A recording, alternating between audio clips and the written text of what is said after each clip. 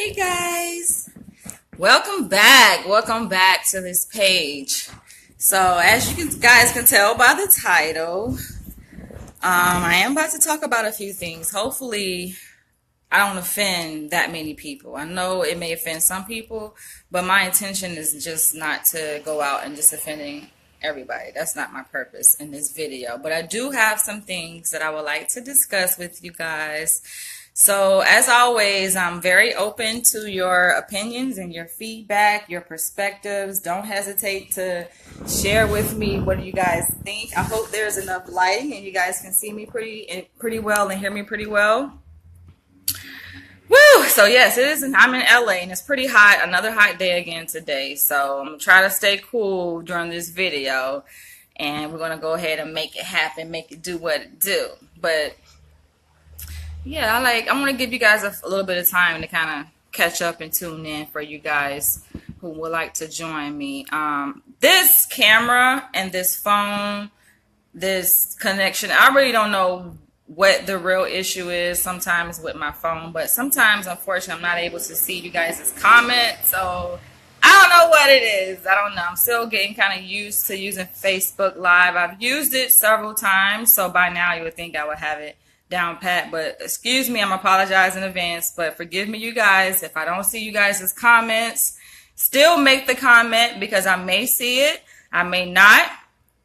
And if I don't see it after the video ends, I'll go back and I'll look at your comment and respond to your comment. So feel free to express yourselves because I'm going to express myself in this video.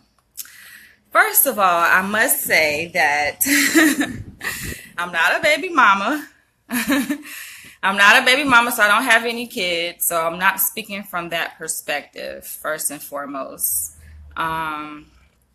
But I will say this, that I do know, a lot of black women who have kids and are not married. I'm not necessarily friends with any black women in the situation, but I do know this situation exists.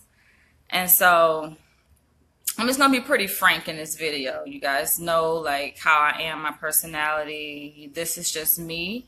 So this is my disclaimer before I get started. If you are very sensitive or you think you're going to take offense, if you take offense to the title, then chances are you don't need to watch this video because you're probably going to take offense to some things I may say. And it's a very sensitive topic. So that's why I'm just going to kind of prep you guys and give you guys a warning, before we get started in this discussion, because this is an open discussion. I don't want to make it a one-way conversation where I'm just kind of pouring out all my ideas and my opinions. I want to make it an open discussion where you guys can share what you think, because I know you bring a lot to the table. You guys come from very different backgrounds, different cultures, nationalities. They got people watching from different countries. So I welcome and appreciate your feedback, your perspective. If whatever you have to say in response to something that is said in this video, please, please, please make your comments below, because how will I know how you guys think? How will I know what your perspective is, unless you share it down below? And who knows, somebody else may be thinking the same thing and just may be afraid to share it. So we're going to get started. So I think this topic is worth having. I think this conversation is worth having. This topic is worth addressing because it's been on a lot of people's minds. I think it affects a lot of people in America. And this video is mainly the point of reference is mainly talking about African Americans. So if you guys live in different countries or you're a black person in a different country, some of this stuff may or may not apply to you, but just keep watching. We'll see. So it's a topic that needs attention. It needs to be had. This discussion needs to be had. So I thank you guys for tuning in and for watching. Like I said, I welcome you guys' feedback. But once I get into the topic, I get in, you guys. You guys know it ain't no turning back. So I'm just kind of prepping you guys. If you guys are kind of peeking in and want to see if you want to watch, I'm warning you guys now. I'm warning you. But anyway, I'm going to go ahead, because there's a lot of it's a lot of things that have been happening, in our country. Just want to kind of set the stage for it and kind of give you guys the social context and the background for this topic. But there have been a lot of things that have been happening, you guys, like in our country, that has kind of sparked a lot of debate, a lot of conversation, a lot of kind of conflicts between people, especially of different races. And I think one of the most pressing issues is the issue. Sorry, you guys, if I'm getting messages. I should have silenced it. I'm getting inbox messages for something else. But um, this is a topic that I think, it's at the back of people's minds. It's at the forefront of some of people's minds. But some people just don't want to kind of talk about it, because it's very sensitive. And I think a lot of people kind of may get offended, by some things that I said. But if you're going to be honest with yourself and be true, the truth is the truth. Whether it offends you or not, it's okay to hear the truth and to speak the truth. So, you really shouldn't really be offended by things that are said, in this video, because I mean, it's reality. We live in a world that, is not perfect. Things have happened in our history that we are not we don't feel proud of. We're very ashamed of. And it's some things that, we can say this the past, let the past be the past, but the past still impacts the future. We are still impacted by the past. We can't get away from the past. The past is the future. And we're living in the residual effects of the past. So, when I talk about things like racism and slavery, it's not that I'm going back into the past. This is very much the present. So, as an African American woman, of course, my eyes are pretty much open to what's going on around this country, on a global scale, on a micro scale, in terms of people and individuals and families and communities. Like, I see what's going on. And I'm pretty sure that you guys are aware, of what's going on. And I think that, this country, of course, has made a lot of progress from how it was back in the day, because back in the day, obviously, it was illegal to marry someone, of the opposite race. You cannot marry a black person could not marry a white person. That was absolutely illegal to do. And I wonder why. Why was it illegal for people of different races to marry, to fall in love, and to get married? And speaking of love, a lot of people say that, people fall in love with whoever because love is blind. You never know who you're going to fall in love with. But the truth of the matter is that you can tell who you're going to fall in love with. There is a little bit of science to who you fall in love with, essentially. So it's not that, you just randomly fall in love with someone. Love is a byproduct of our values. And sorry, you guys, if I keep looking out to the side. I admit this topic is pretty much, it's difficult for me to talk about. But I'm going to do it anyway. It's very difficult for me to have this conversation with you guys because, of course, I have my own biases. And, I have my own beliefs that you guys may not agree with. And I know that some of you guys just won't agree with what I'm saying. And that's fine, as long as you respectfully disagree. That's just the thing with me, because you guys don't know I tolerate no disrespect. But, I'm welcome to you guys' opinion, and, I'm going to go ahead and continue. So, yeah, like I was saying, it's going to take some time for me to kind of get into it. But, yeah, this topic is very difficult for me to talk about, being an African-American woman. I see what's happening. I see what's going on. It's not something that is not new. It's not something that, is just out of the blue and this is just some new things that is happening. This is something that has been happening, in our country forever. And it happens on different levels. And what I'm talking about is this whole notion of white supremacy, right? You guys who are Caucasian, white Americans, or wherever you're watching from, you know, I know you may feel some kind of way by what I say because you're not me. You don't wear my skin. You know, you will never wear my skin. So you will never, sometimes may not know exactly what these words mean, you know, but it's helpful, I think, to just listen, to hear people's perspectives and to see, you know, the way someone else's think, you know, outside of how you think, because everybody sees things from different points of view, I think. So it's okay. And don't look at it as a threat to your survival.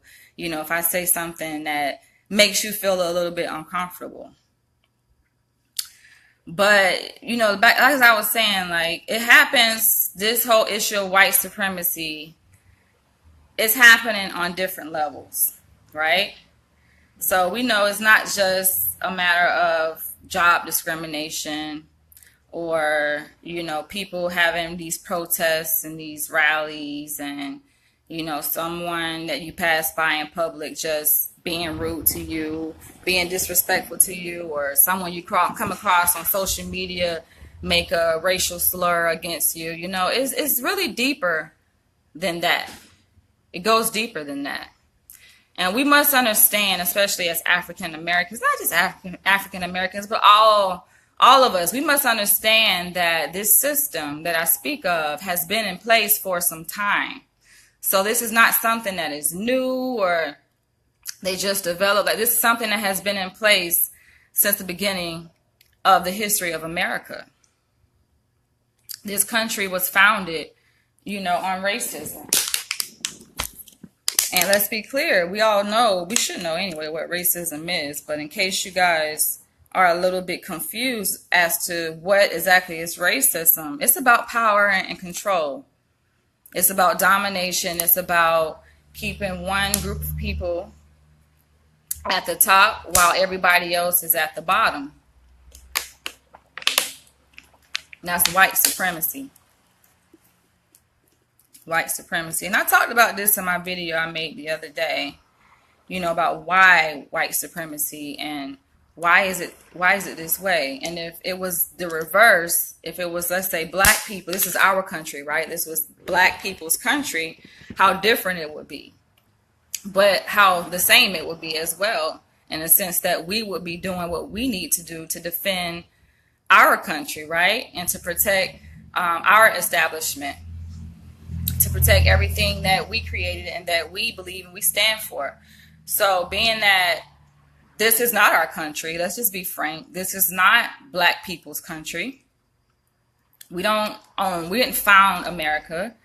You know, we helped build America, yes. Let's be clear now. We did help build America, and we're still building America. But we don't own or control America. This is not our country in that sense. That's why there is white supremacy. And that's why we have terms like the dominant group. The dominant, I put that in quotation marks, the dominant group. And minorities. You know, it's reasons for those terms, and those terms are political in nature. I'm stumbling. I did this the other day, and it's funny. You guys are spiritual and go to church. You guys know when there's a word that needs to be spoken, sometimes the enemy tries to come in, but my words are going to come out regardless of how they come out. So you guys are going to hear this, and I already said that, you know, it may offend some people, and it's good. If you feel a certain kind of weight on the inside, these words that I speak to you, and I'm speaking these words, you know, from my apartment here in Hollywood, California, that if these words do something to you, they strike a nerve in you, that is a good thing, I think. You know, that's how change happens. You know, you get an uncomfortable feeling, and it moves you to consciousness and to realize something maybe that you didn't realize before. So it's okay, you guys. It's okay. But with back to those terms, you know, of white supremacy and, you know, the dominant group and minorities. Those terms were put in place for a reason. And so I don't really like those terms, to be honest. I don't like those when people say, oh, the dominant group. Because what do we mean by dominant? What exactly do you mean? And there's this term, numerical minorities, to kind of make it more clear to some people what the term minority means, because it's not so much that you are inferior, to the dominant group, or you're less than because they're calling you a minority. They're saying that, let's be specific about it. We're talking about numbers. So when you look at the number of African Americans who live in America in proportion to the number of white people who live here, we are considered the numerical minority.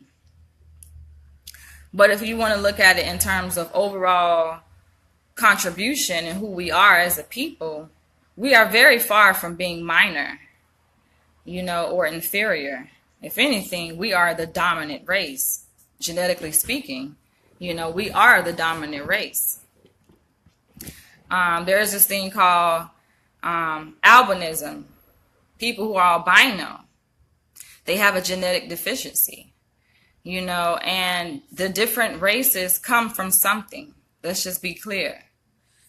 And so when we think of, and this conversation goes so deep, but when we think of color and race and where all these different, races and skin tones come from, sometimes it can be a mystery. Some people are a little bit confused by it. But we all know, historically speaking, where life originated from. And it came from Africa. We know that Africa is a huge continent and is not a country for a reason. We know that Africa is hot as hell over there in Africa. So of course, Black life originated from there. All life originated from there. But how the question as to how we get different colors and different skin tones can be a mystery to some people. And it's a very hot topic. It's very controversial to go into talking about how we get these different skin tones. And so you have religion that attempts to explain it, right? In the Bible, they talk about in the beginning, and God creating mankind. And some people still don't even understand the creation story as to how do we get all these people just from two people, and they're supposed to be related. How it just doesn't make any sense. That story doesn't really make any sense, but people try to make some kind of sense out of it symbolically because they feel that those stories and those parables in the Bible, they mean something and they can tell us something. But even the Bible really doesn't tell us, it does talk about, Babylon and how people tried to build this tower to get to heaven. And God said, no, no, no. And he destroyed it. And all of a sudden he confused the language. People's languages were confused. And we get all these different cultures, I guess, and these different nationalities. But that doesn't really explain it. Like scientifically speaking, how can... I don't know. That doesn't, it gives us somewhat an idea, but that doesn't really explain, like, how do we get all these different, nationalities, different colors, these different shades of black, essentially, because that's what it is. Even, even white skin is a shade of black. So we got these different shades of black, different shades of blackness that exist around the world. And it becomes a mystery to some people as to, how we get these different shades. But historically speaking, we can look at, history and look at all of the wars, right? The wars that were fought, how different countries came to exist. And we can see a little bit, what happened in history, to get an idea as to, okay, well, where did the term African American come from? Where do we get this term Mexican American? Why do they call blacks who live in the country Jamaica Jamaicans? Why are there so many different divisions of people, essentially, and especially black people? You know, why don't they just call us black? Why are there so many different countries? You know, like what's the point in all the division for it? Why do we have all these different nationalities? And not only that, but people identify themselves by the nationality, you know? And then sometimes they identify themselves by their race. Just all depends on, you know, how it works to their advantage. You know, that's a mystery, you know. And so then we come around to, okay, slavery happened, right? You know, we can't erase that. It happened. This country needed to be built, you know, and who better to build it than black people from Africa? So it had to happen this way. And at that time when it happened, that was, I guess, their best idea. That was the best plan that they had to build this country we call America. And, you know, from that, when you found a country and you build a country, you're going to do whatever it takes to protect what you built, so-called built. Even though they used us, we were workers, we were employees, but we weren't getting paid, essentially. You know, I guess our payment was just them taking care of us because we were living in the master's house, as they call it. So, you know, yes, we did help work to build this country, but they own it. They control it. That's something that's not going to ever be changed. And when we know that this country was built on value, on look at, they can't even call those values, but I guess for them, that's a value. You know, they value white supremacy. They value racism. So, you know, it was built on those kinds of values. Those things aren't going to go away.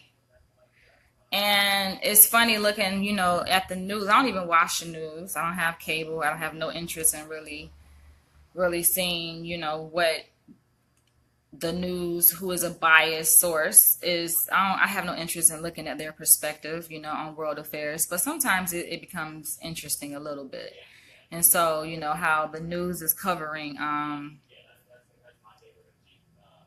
these things that are happening around the country with people wanting the monuments to come down because they take offense to it, saying it's racism and stuff like that. It's like, you know, that's what, if they want to defend those monuments, then that, it makes it pretty clear, right, to us what they stand for. And somehow black people get to, they get in this illusion somehow thinking that white people are going to accept them. They want to be accepted by white people. Because we just have to go back to slavery and realize that we were conditioned. We were conditioned to be servants to the white master. Where do you think Christianity comes from? You know, the whole word Christian, to christen, to make white. That's what it's about. So when you have, you know, they have this thing called the conscious movement, you know, with a lot of black men, you know, who are basically, they are revolutionaries. They revolutionaries in their thinking, in their mind frame, in the way they think, because it starts in the mind. And they change the way they think to uncondition themselves and can recondition themselves into who they really are, because we have gone through so much conditioning as African Americans. You know, at first we were called niggers, you know, and then from niggers, what do they call us? You know, we were called niggers, then Afro-Americans. They want to sophisticate and make it more sophisticated than African Americans, blacks. Now it's like black people don't know what the hell to call themselves now. Some of them don't even want to call themselves African American. They want to take the Africa out of there. They're like, no, I'm not from Africa. You know, but when you trace their ancestry, you'll see that, yeah, they do come from Africa. Most of us, when you trace our ancestry, go back far enough, you'll see that we all, whether you're Irish, Italian, Mexican, it don't matter, you come from Africa. And, you know, it's To me, it's surprising. It's interesting. It's funny to see the changes that we have gone through, but how we're still stuck a lot of times in our thinking and in that conditioning that we went through, and we're still being conditioned. I mean, it's nothing changes, only becomes more sophisticated. With the media, the images that we see in the media, television, movies, commercials, is there. Those subliminal messages that we see with respect to race and racism, white supremacy, are there. So when we talk about Christianity and how Christianity was used, in slavery to kind of basically reinforce the system of white supremacy, white domination, we can see how, although some of those stories in the Bible could be true, we can see how it was twisted and it was used to keep us down, to keep us submissive, to keep us serving the master. There are even some biblical references in, this holy text that we call the Bible that tell us, obey your master. Do what your master tells you to do. And we look at the term, the word master, do some research on what the root of the meaning of those words. What is it? It's not something, it has nothing to do with a spiritual reference in terms of serving God. They talking about earthly masters, and the law, the government, that master. Do what the master tells you to do. So, yes, even Christianity has played a role in this whole system, and it happens on so many different levels. It's not just in religion. We see it in education. These effects happening. I'm going to get around to the topic of this video, but I have to set the context, you guys. You guys need this context to understand the purpose of this video and what I'm going to say in this video. So please bear with me. If you're getting tired, it's fine. Just go click off of it, come back. It's fine. I ain't going nowhere, y'all. This video is not going nowhere, so it'll be here. I know you guys got things to do. It's Labor Day weekend, so I know you guys are going to enjoy this weekend. I'm going to hopefully try to enjoy it, but I do have homework that I have to do and work on. But yeah, because guys may or may not know, but I'm working towards my PhD in clinical psychology. So yeah, I try to stay busy, try to stay focused with that. But in the meantime, I like to kind of share and talk to you guys and have a discussion. And it's telling me to swipe to look at my viewers. Okay. So I don't know if there are any comments. I'm sorry, you guys. If you guys are commenting and you have things that you want to share, sorry. Like I said, I don't see the comments, so I'll get to the comments. I will come back and I will, reply and respond to you guys' comments, but I just don't see it. And yeah, I'm using this rag because it's hot, and where I am, there is no AC. So bear with me, but we see this system manifest itself in so many different areas of life, right? In America. It's in religion, we see it in education, and the purpose is just to uphold the system as it is, the status quo. So, even let's go back to education. We look at education and how many African American students, are being labeled with learning disabilities and basically put in special education classes, told that they are inferior, told that they are dumb, that they don't measure up, and all of this, it's a part of the system. You guys have to really understand and know that a system that was designed against you is not going to be for you in the long run anyway. I mean, yes, they say that there are changes that have been made. Now you guys know I've talked about first and second order change, how we have surface level change, and then we have the real change that happens on a much deeper level. And we know real change. Black people, let's just keep it real. It's like we can say, okay, well, this has changed, and they don't say we got to drink at this fountain no more. We don't see the signs anymore. But, and I even made, I I made a pre-visual for a documentary that I'm working on. You guys can go check that out on my website.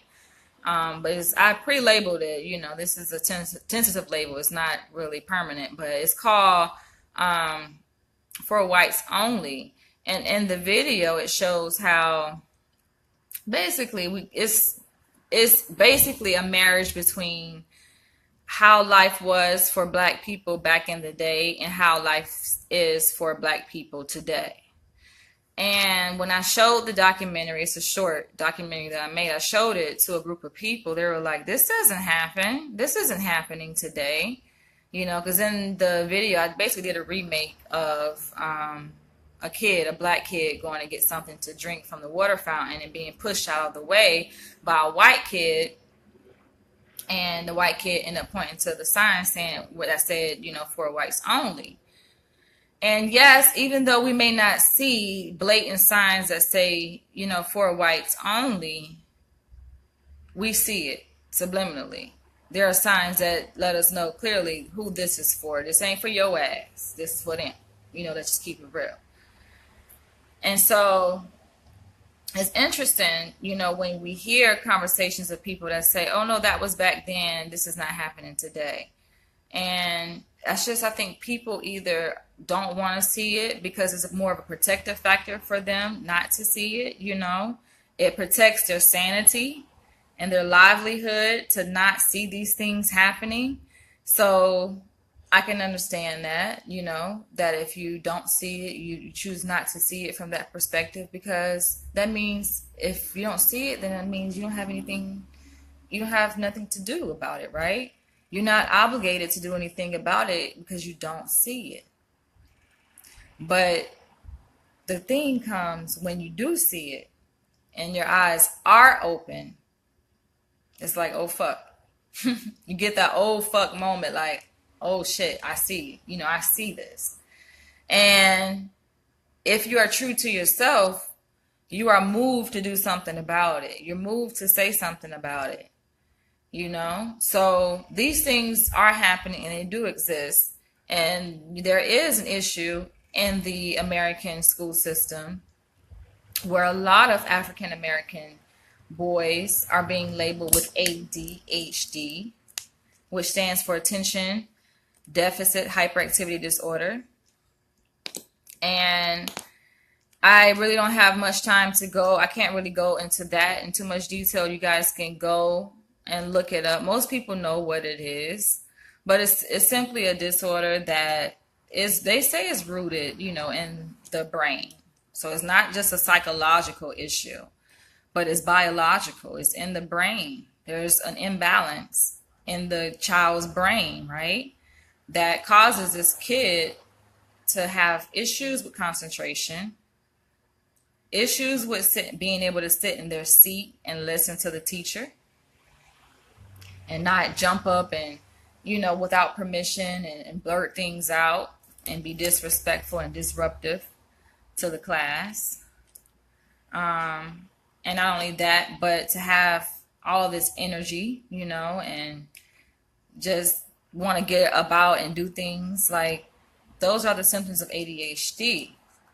So, of course, in psychiatry, because as psychiatrists, they focus on things from a medical perspective. So pretty much all behavior in psychiatry is rooted in biology.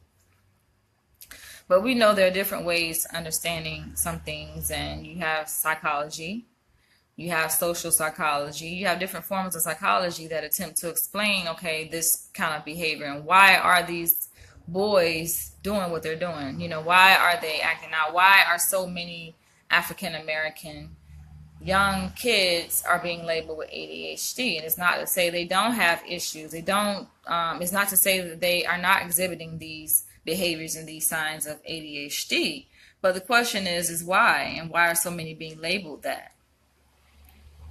Can we take a step back and look at it from a bird's eye view and see, what is it? What is it about the classrooms? Are the classrooms conducive? Are they welcoming of African American children? What is it? And they say, I forget where this came from, the source, but I've heard this recently. and I've heard it over and over again. I've heard it quite a few times that by the third grade,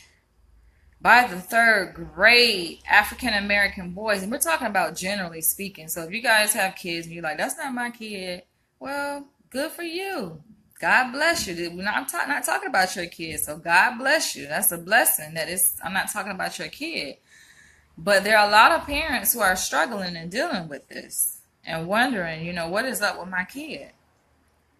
And they say by the third grade, a lot of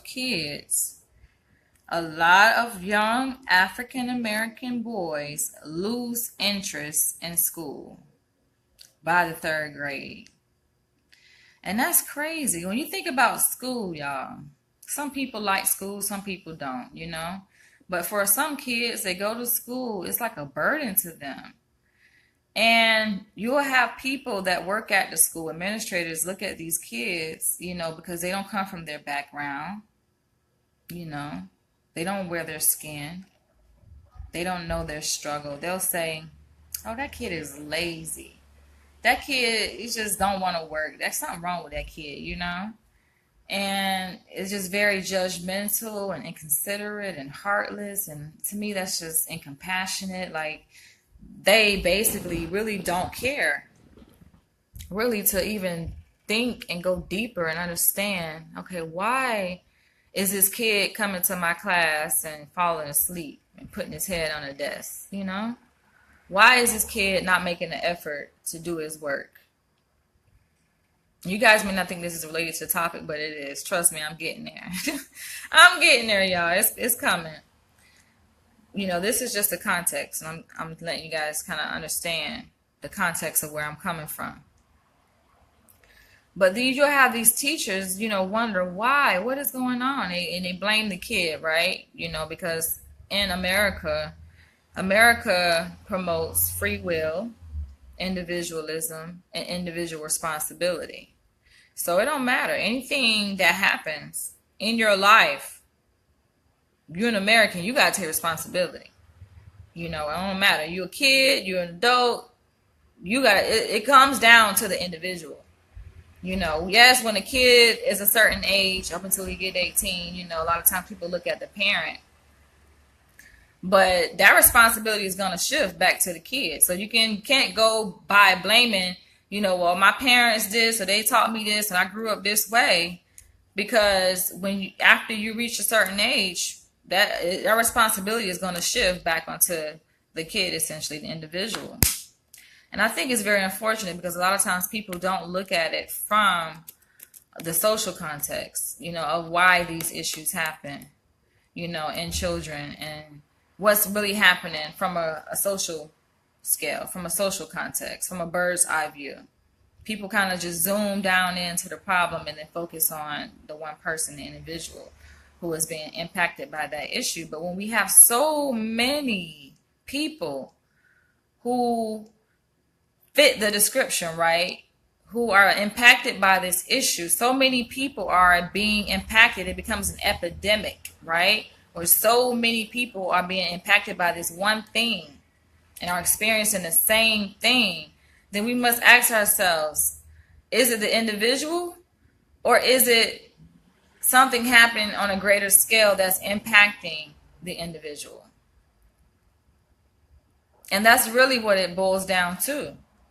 What's happening on a greater scale that's impacting not just our school systems, not just in religion, but everything as it pertains to human life. And as this topic of this video suggests, relationships, dating relationships, and in marriage, and I said I wanted to set the context, and hopefully you guys have a bit of a context for what I'm about to talk about, because I don't want to bore you guys to death, and I know eventually I'm going to get tired.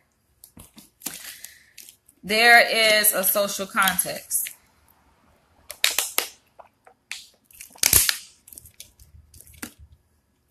And so we have, in 2017, there's a lot of interracial marriages, which I think is beautiful. Marriage is a beautiful thing. When you can find somebody that you fall in love with, that person is willing to say, hey, I'm committed to you. I love you. I want to spend the rest of my life with you. And the feeling is mutual. That's a beautiful thing. So I love the institution of marriage. And even interracial marriages. That's very interesting to me. Um, but a lot of people are wondering, why are there so many black baby mamas? What is it? Is it the baby mama? As I was going back, talking about the kid with ADHD, how teachers say, what's wrong with this kid, man? This kid is just lazy. Don't want to come to class and learn. What is it? Same thing, just a different question. What is it about these baby mamas, these black baby mamas, right? Where we got black women get pregnant and they have kids, from a guy, and then they meet another guy and fall in love and get pregnant, and they have the kid. That don't work out. They get with somebody else. They have another baby. They get pregnant because that's what people do. They fall in love. When you have sex, you get pregnant. I mean, that ain't no surprise. We human beings. That's how the body works. It's a miracle. It's a miracle to be able to create a child. That's a miracle. And so, they have that baby, and that doesn't work. Relationship doesn't work. And they fall in love again, and then they get pregnant again. Have another baby. So now we got, four or five babies now, right? We got a good 5 babies that are being raised without a father. No father in the home. No father in the home. And it's not to undermine the strength of the black woman, because we know black women are very strong. We carry a lot of weight on our backs. We're pretty strong. We can do a lot. So it's not to undermine the black woman's strength. But how strong does a black woman need to be, to raise 5 children on her own? She got to be one hell of a strong black woman. My question is, why? Why do black women got to be so strong? Why do black women have to work extra hard? Why?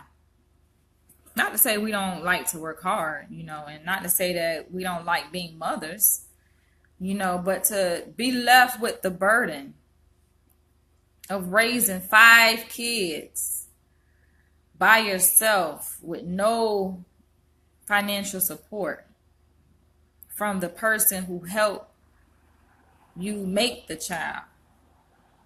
Why do black women have to do that?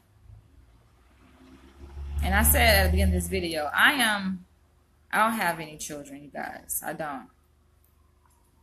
So God knows, I don't know what it's like to be a single black mother. I don't. But I do know what it's like to be a black woman. To be a black woman in this country. I do know what it's like to be a black woman. And I've witnessed black women, single black women with kids, do the best that they can to take care of those kids by themselves with no help from the person who laid down with them and told them that they loved them, just to leave them when the baby comes and don't want to have anything to do with them. I've seen these black women struggle. So me being a black woman, I can identify with their struggle. I can feel their pain, because I can only imagine being a black woman and myself having to go through something like that. How horrible it will be. But then you have those strong black women who are just so beautiful. They have an essence about them. that you wouldn't even be able to tell that was their situation. You wouldn't even be able to tell that it was anything necessarily wrong with being a single person and raising kids, you know? They make it look like there's nothing wrong with it. They make it look like this is the best thing that you can ever do, that you can ever become. And I applaud those women who do that. But this conversation needs to be had. You know, and it makes me wonder, why do black women have to go through that? Why do black women have to go through that? And I can imagine myself just being a black woman with kids, you know, having to raise kids by myself, and the father, I don't know where he at, you know, where I can't even get in contact with him. I just don't know. And then I walk down the street, right? And we talking about the social context. So all of this is happening in the context, you guys. Please keep the context in mind of racism and police brutality, you know, and the struggle of black people in this country and the fight that we're going through, you know. And this is just me imagining, right? I'm imagining myself being a single black mother, you know, in the context of this system. And I'm walking down the street, you know, and I'm doing okay for myself, but I know I could probably be doing better. And, you know, I have my kids with me, you know, from the guy who told me that he loves me. And I'm walking down the street, you know, and I see a black man. He's very attractive, very handsome, sexy, sexy black man. A lot of potential. You know, you look at him, he look like he's very well established, you know, has a career, nice car, most likely nice home, all of it, you know, everything, you know, a woman may be looking for in a man, right? And then you turn and you see that he's with a white woman. And then you look at inside the stroller that she's pushing, and you see, you know, a mixed baby in there, right? And then you look back up and you look at her hand, and you look at her finger, and you see a big ass rock on her finger. I'm talking about big, nice, shining, the sun just hitting it. You know, and then you look over at him and you look at his hand, and you look at his ring finger. And it's a nice ring, you know, wrapped around his finger. And they look like they're happy and they're in love, right? And as a black woman, single black woman, you want to be happy for them. You know, you want to smile. She smiled at you. You're just black woman who's walking down the street, you know, with your kids, and you're single black mother. And she smiles. This white girl, the white woman, she looks over and she smiles at you. And you want to smile back, but you can't. Something inside of you has put a strain on your emotions, right? And you can't even fix your face to smile back. And if anything, after you pass this woman, you know, you feel a sense of uneasiness. You feel a sense of disappointment, of sadness, of anger, you know, of regret. You know, and you have your kids, and you're walking with your kid with his hand, your daughter in her hand. You just feel disgusted. You're like, why? You know? And then you go back to your place, your apartment, you know, that you barely can afford to pay the rent. You're struggling. And you just say, if only my baby dad would do right, I wouldn't be in this situation. And to outside people looking from the outside, to people who looking from the outside in, they're looking at you and they're like, she ain't no good.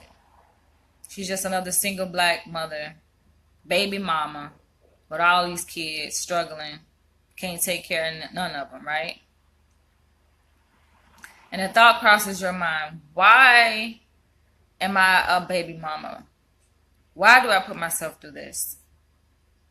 How did I end up here? And why are our black men with white women? And not just with them, but they're marrying them. And you ask yourself, why am I not married? And you start to feel regret about the choices that you've made. You look at them as mistakes, because everybody else has told you it's a mistake. You shouldn't have got with him. You shouldn't have been with him, right? It's almost as if black people, to even think that you can get together as a black couple and that the relationship is going to last is impossible, let alone get married, right? Because what you've seen is just black men dropping their sperm off in black women, and then you turn your head the other way and you see black men, marrying, white women, or Asian women, or, Hispanic women, but they're not black. And then you start to ask yourself, what's wrong with me? What is wrong with me? Am I ugly? Am I ugly? Do I not deserve to have a ring on my finger? Do I not deserve to be treated with respect and with kindness and be appreciated? You hear black men saying, "You my queen. You're such a beautiful queen." They tell you this all the time, right? You're beautiful. You're a queen. But then, you wonder, right? Because our society tells us that we should be married, at a certain age. If you're not married, something is wrong with you. So you start to question yourself and wonder, why am I not married? If I'm a queen, right? Where is my king? Where is my husband? You start to question and ask yourself this. Why did this guy just make me a baby mama? And I'm not married. He didn't put a ring on my finger. And you start to feel bad, about yourself all over again. And then you start to see, white women in a different light. Almost as if you're jealous of them. You're jealous of them because they have your man. Or a man that could have potentially been your man, but he likes white women. So that's the scenario we're talking about here. I painted the picture. I gave you guys the background. I gave you guys a scenario. And I asked a question. This is an open question. This is a discussion. And I really wish that I can see who's commenting. I don't know, you guys. It irks me. I don't know. It could be comments down there, and I wouldn't know if somebody left them or not, because Facebook not telling me. My phone, it's either my phone or Facebook. I don't know, but I cannot see comments right now. So maybe you guys are commenting. I don't know what you guys are saying. It would be nice to see some comments scroll up and I can interact with you guys, but I don't know. I think I'm doing something wrong. Somebody have to tell me how to use this thing. I'm going to have to figure it out some kind of way. But anywho, like I said, I painted this picture for you guys, and now I want you guys to answer the question from your own perspective, because I think everybody, no matter who you are, if you're white, you're black, you're mixed, you're no race, if you don't want to call yourself any color. Because some people don't identify with the color. They just say, I'm a human being. So no matter what you are, who you are, doesn't matter what age you are, comment and let me know. If you have an answer to this question. The question is essentially, And I'm not saying all, you guys. So a lot of times people say, oh, that's not everybody. And it's just like, come on, don't state the obvious, y'all. We're not going to argue about the obvious here. We're just asking a general question, you know? Why do black men make black women baby mamas? Baby mamas. And marry white women. And if they haven't married them yet, they have an interest in marrying them. Because trust me, I do my research, y'all. And I've been doing quite a bit of research in the dating community. And my eyes are open. I mean, I've talked to a lot of people. I see things, you know, so it's not a secret. It's not a secret, you know. And yes, black men are taking interest in white women. And it's not, I wouldn't say it's not something new. It's like they were doing it back in the day and they were damn near getting killed for it. Yeah, they were damn near getting killed for it. Just look at that movie Detroit, you know. So, but the question, you know, still stands. And I want to hear from you guys because your opinion matters. Your viewpoint matters. Why, you know, why is this happening? I only can imagine because Facebook not telling me if y'all guys are commenting. I don't see comments. So I can imagine maybe somebody saying something like people have the right to choose, you know, who they fall in love with, right? And I said at the beginning of this video that what love is. When people say they just, you know, fall in love. Like love, it just happens, right? It's just a mysterious thing that it's like a coincidence. You know, you just coincidentally, you know, fall in love. But I would like to look at love as it has a little bit of science. It's an art, you know. It's an art. You guys know I love art. I appreciate art. You know, art is this thing that sometimes you just can't explain.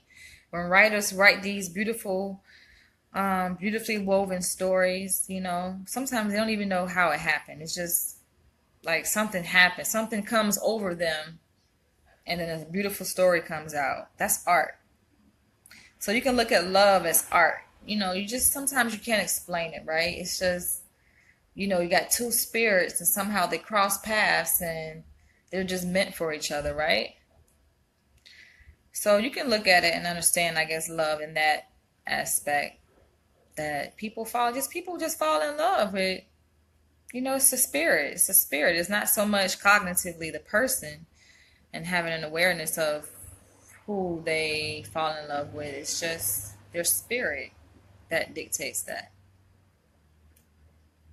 But I would like to think that a lot of our choices in life, because love is a choice. I mean, we can get that giddy feeling inside, right?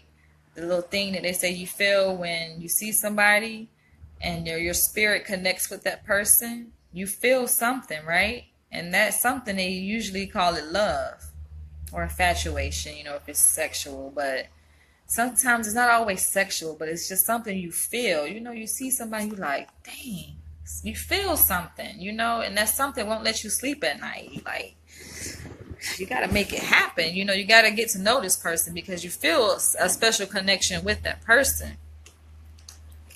You know, but after that, you know, wears off because eventually we know it wears off, right? Love becomes a decision. It's a decision.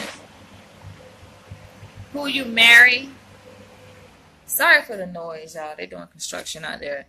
But who you marry becomes a decision in life.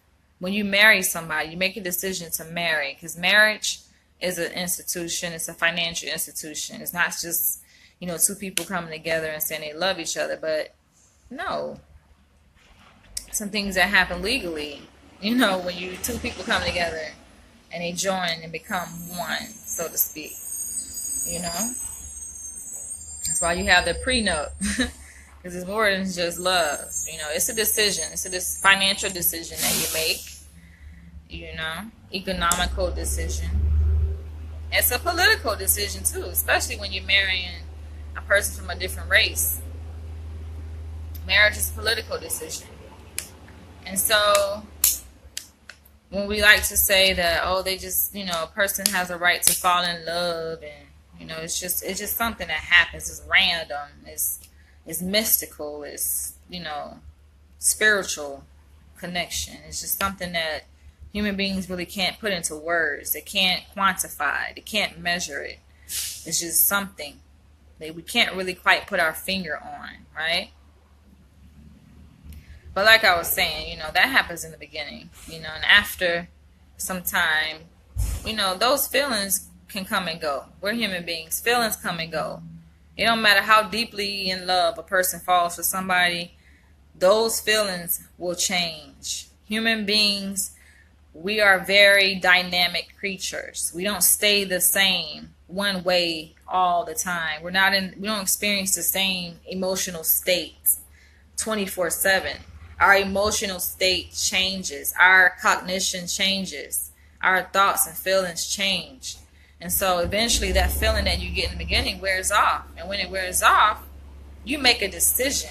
You make this a decision. It's a decision. And it's not, I wouldn't say it's so subconscious decision.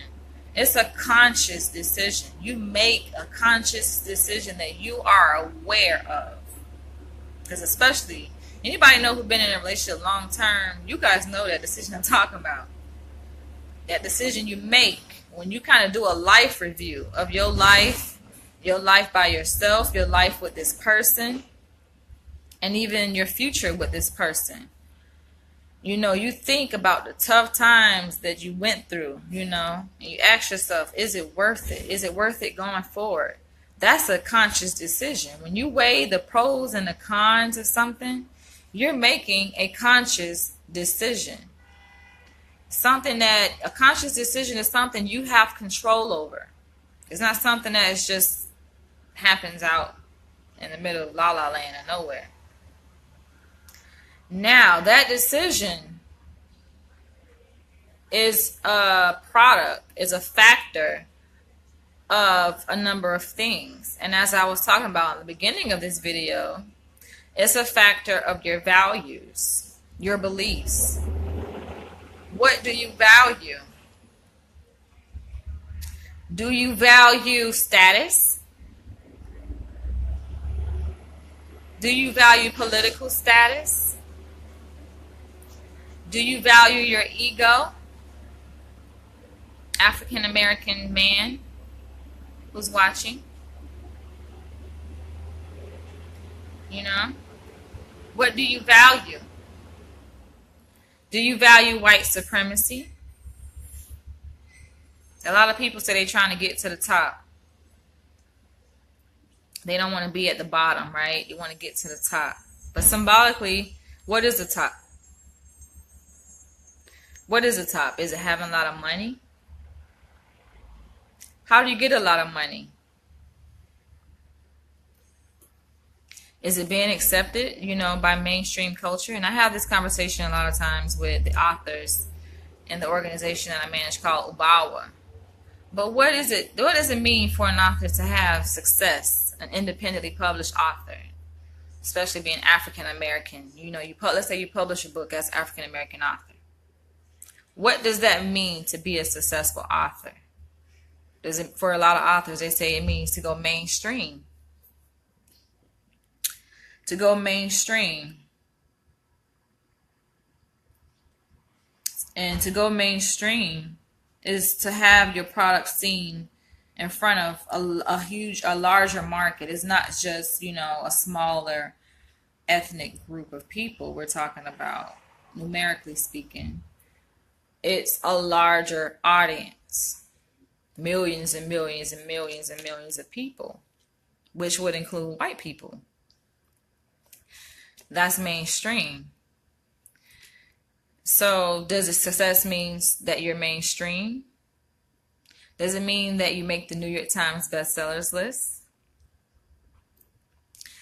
That goes back to what I was saying in the context of dating relationships and, why black men choose what they choose to marry, choose who they choose to marry. What does the black man value? Does he value his life? Because we do know that the black man is a target in this country. It's pretty clear. People like to sugarcoat things and to beat around the bush and to call something that is not and say, they'd be in denial and like, nah, that's not that.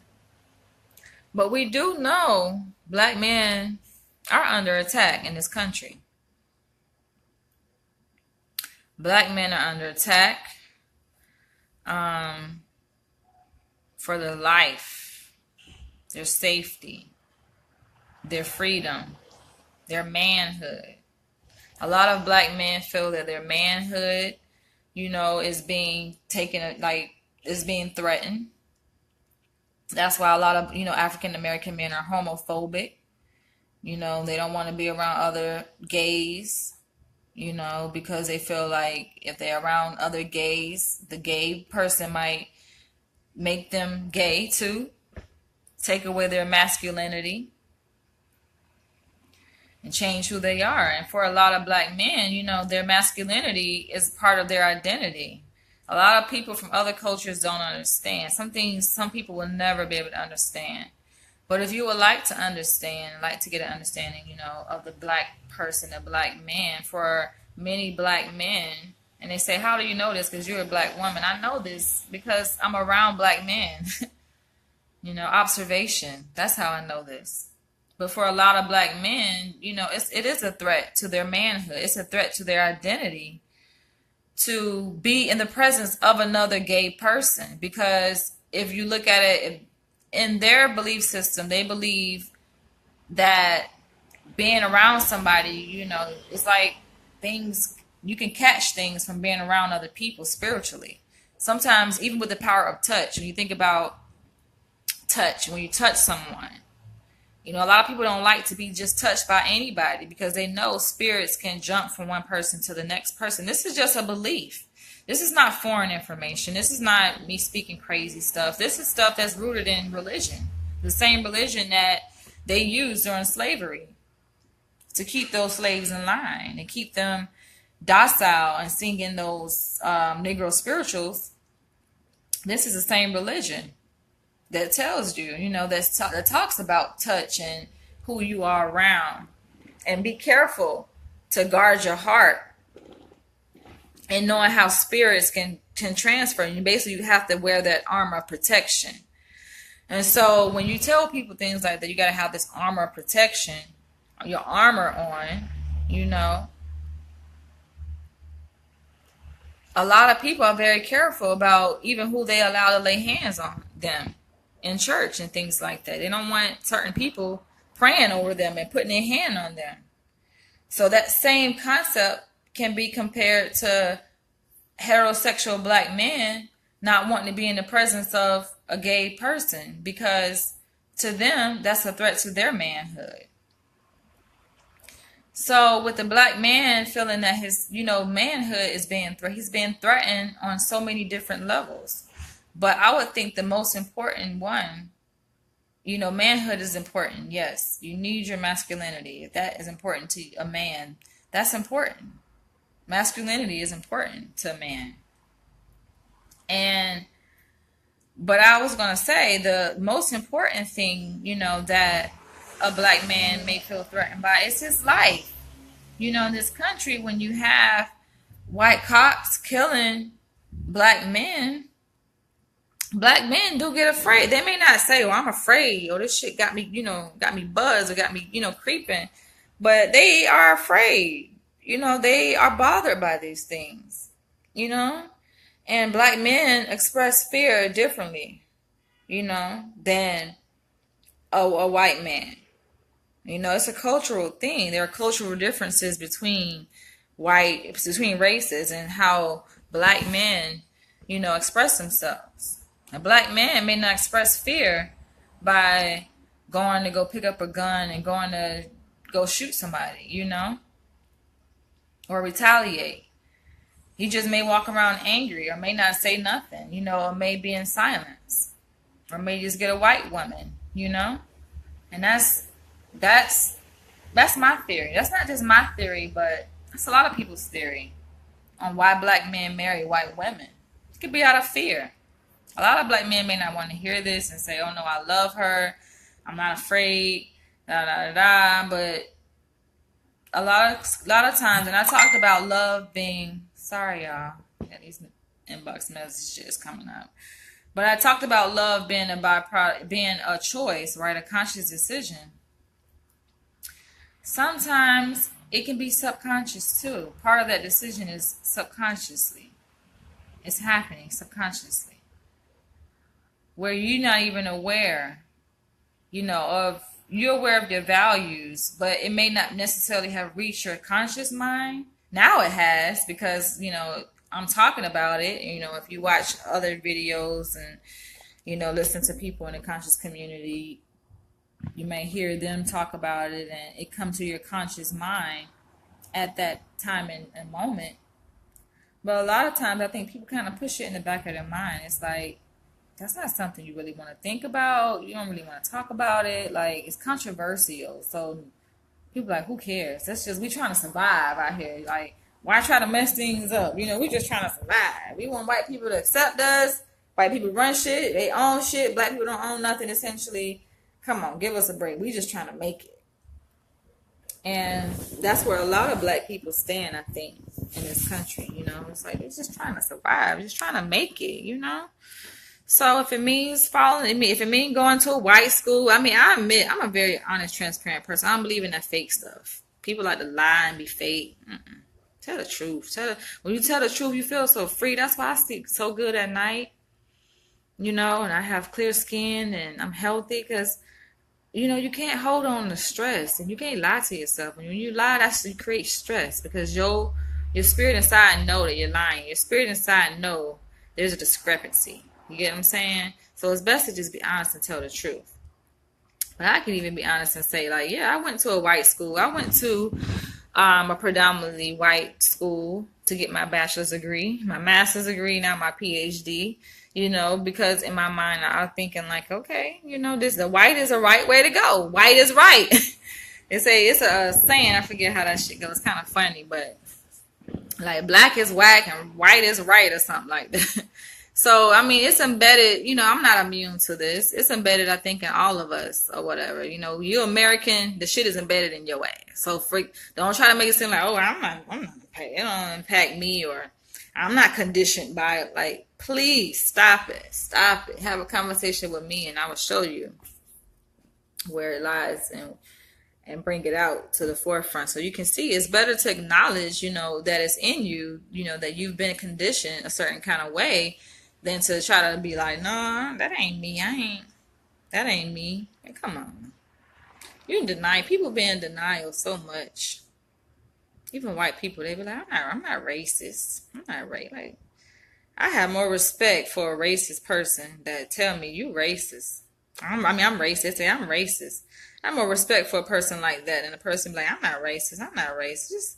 Just say, if you're racist, you're racist. If you've been conditioned a certain way, you've been conditioned.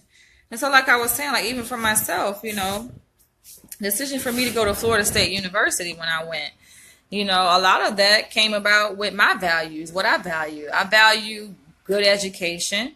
And at the time, I was young, you guys. I was like in my 20s. I was 20 years old, graduated from Florida State at 22 years old. So, not to use my immaturity as an excuse, but I damn sure didn't have the mind that I have now in terms of my consciousness, and political awareness is much different than the mind that I had back then. So two different Danielles. Like same Danielle, but, much more mature Danielle. And so, yeah, at the time, like I was thinking, let me pick a school that I'm going to get good education. And good education meant white education. It meant go to a good school where that's organized, and that meant, being that I was low income at the time, when you're low income, you get financial aid, right? You get grants. Your money comes from the government or some other source, some other funding source. So if your money is coming from a third party to the school, it's important that that shit come on time. And at the time when I, was enrolling in Florida State, that mattered because Florida State is in Tallahassee. Tallahassee is the capital of Florida. And there are other schools in Tallahassee. There's a HBCU in Tallahassee. And HBCU stands for Historically Black College or University. So it's predominantly African American. HBCUs are predominantly African American. And I ended up choosing to go to Florida State University, which is a predominantly white school. I mean, it's diverse. So they have students from all over the world, the country that go there. But predominantly speaking, in terms of race, it's white. And I chose that school over the HBCU FAMU because, in my mind at the time, my 20-year-old mind, I'm thinking, okay, it's a better school, right? It's white, better education, it's more organized, and I know I'm getting student funded. I need my shit to come on time, on time. And I had heard about, some of the issues that FAMU was having with respect to getting their money, right? The students at that school, I heard some students didn't get their financial aid refund checks until the end of the semester. That's terrible. That's terrible because students they depend on these financial aid checks. You get what I'm saying? You got to pay your rent with that check. You can't be telling a landlord, okay, I'm waiting on my financial aid check to come. It's supposed to come in December. Like, no, they want this shit when they want it, and that can affect, you don't have a place to live. Like, how the hell are you going to go to school and be able to focus on school if you don't have no place to live? I let it keep shit 100, just keep it real. So, yeah, that was a major determining factor. So that's why I kind of like to set the stage before I even begin this video and let you guys know, like, a lot of things, behavior, things that happen on the individual level are influenced by systemic things, a lot of times that we really don't have direct control over, but we make these decisions as a result of what's already in place in the first place. You get what I'm saying? And it happens in different areas of human life, not just in dating, but in education, like I just made the example, in religion, So, yeah, even in my experience, I chose to go to a white institution, because I felt like, okay, it's a prestigious school and people recognize Florida State. They admire Florida State. So I'm going to go to Florida State and I ended up graduating from there. And the same thing when I chose my master's program and I got my master's, it was a predominantly white school. And now I'm going to a predominantly white school, but more on that later. More on that in another video, you guys. I'm not trying to go into too much in depth about that right now. But yeah, I'm working towards a PhD now and it's predominantly white. And I'm thinking, what would it be like if I actually graduated from a historically black college or university? How much more of a message can I send to my community if I really stayed true and graduated from an HBCU? See how I like to rhyme? I say I'm a poet, yeah, I'm a writer, but that shit come natural. But no, for real, it's like, yes, the thought has crossed my mind, y'all. Sorry, but the thought has crossed my mind. And I don't know, I'm wearing this dress. I'm not used to wearing dresses. So I'm like trying to sit right, because I'm not no girly girl. I'm not no girly girl. But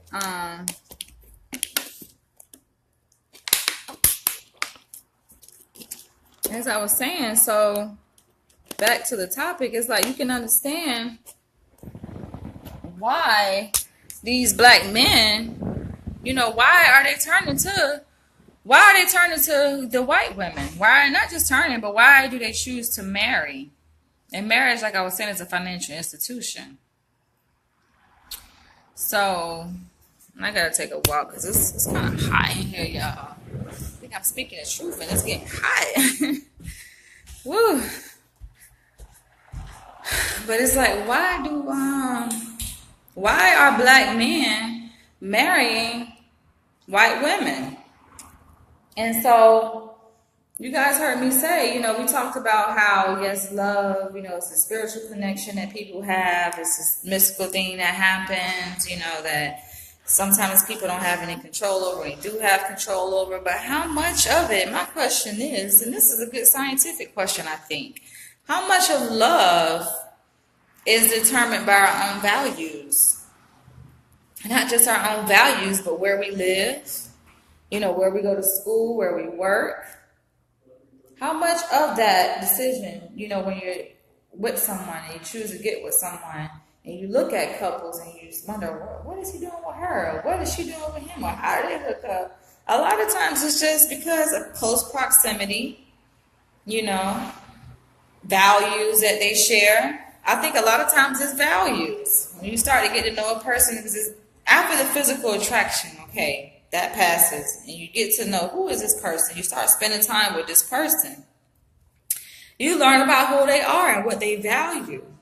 And there's something about your values and their values that align with each other, right? And so when I gave the example, of how sometimes Black people, we integrate for reasons that, it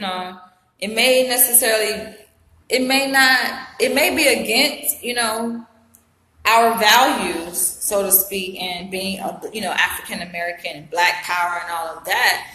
But it may be in line and it may work to our advantage in terms of just being able to survive in this country, right?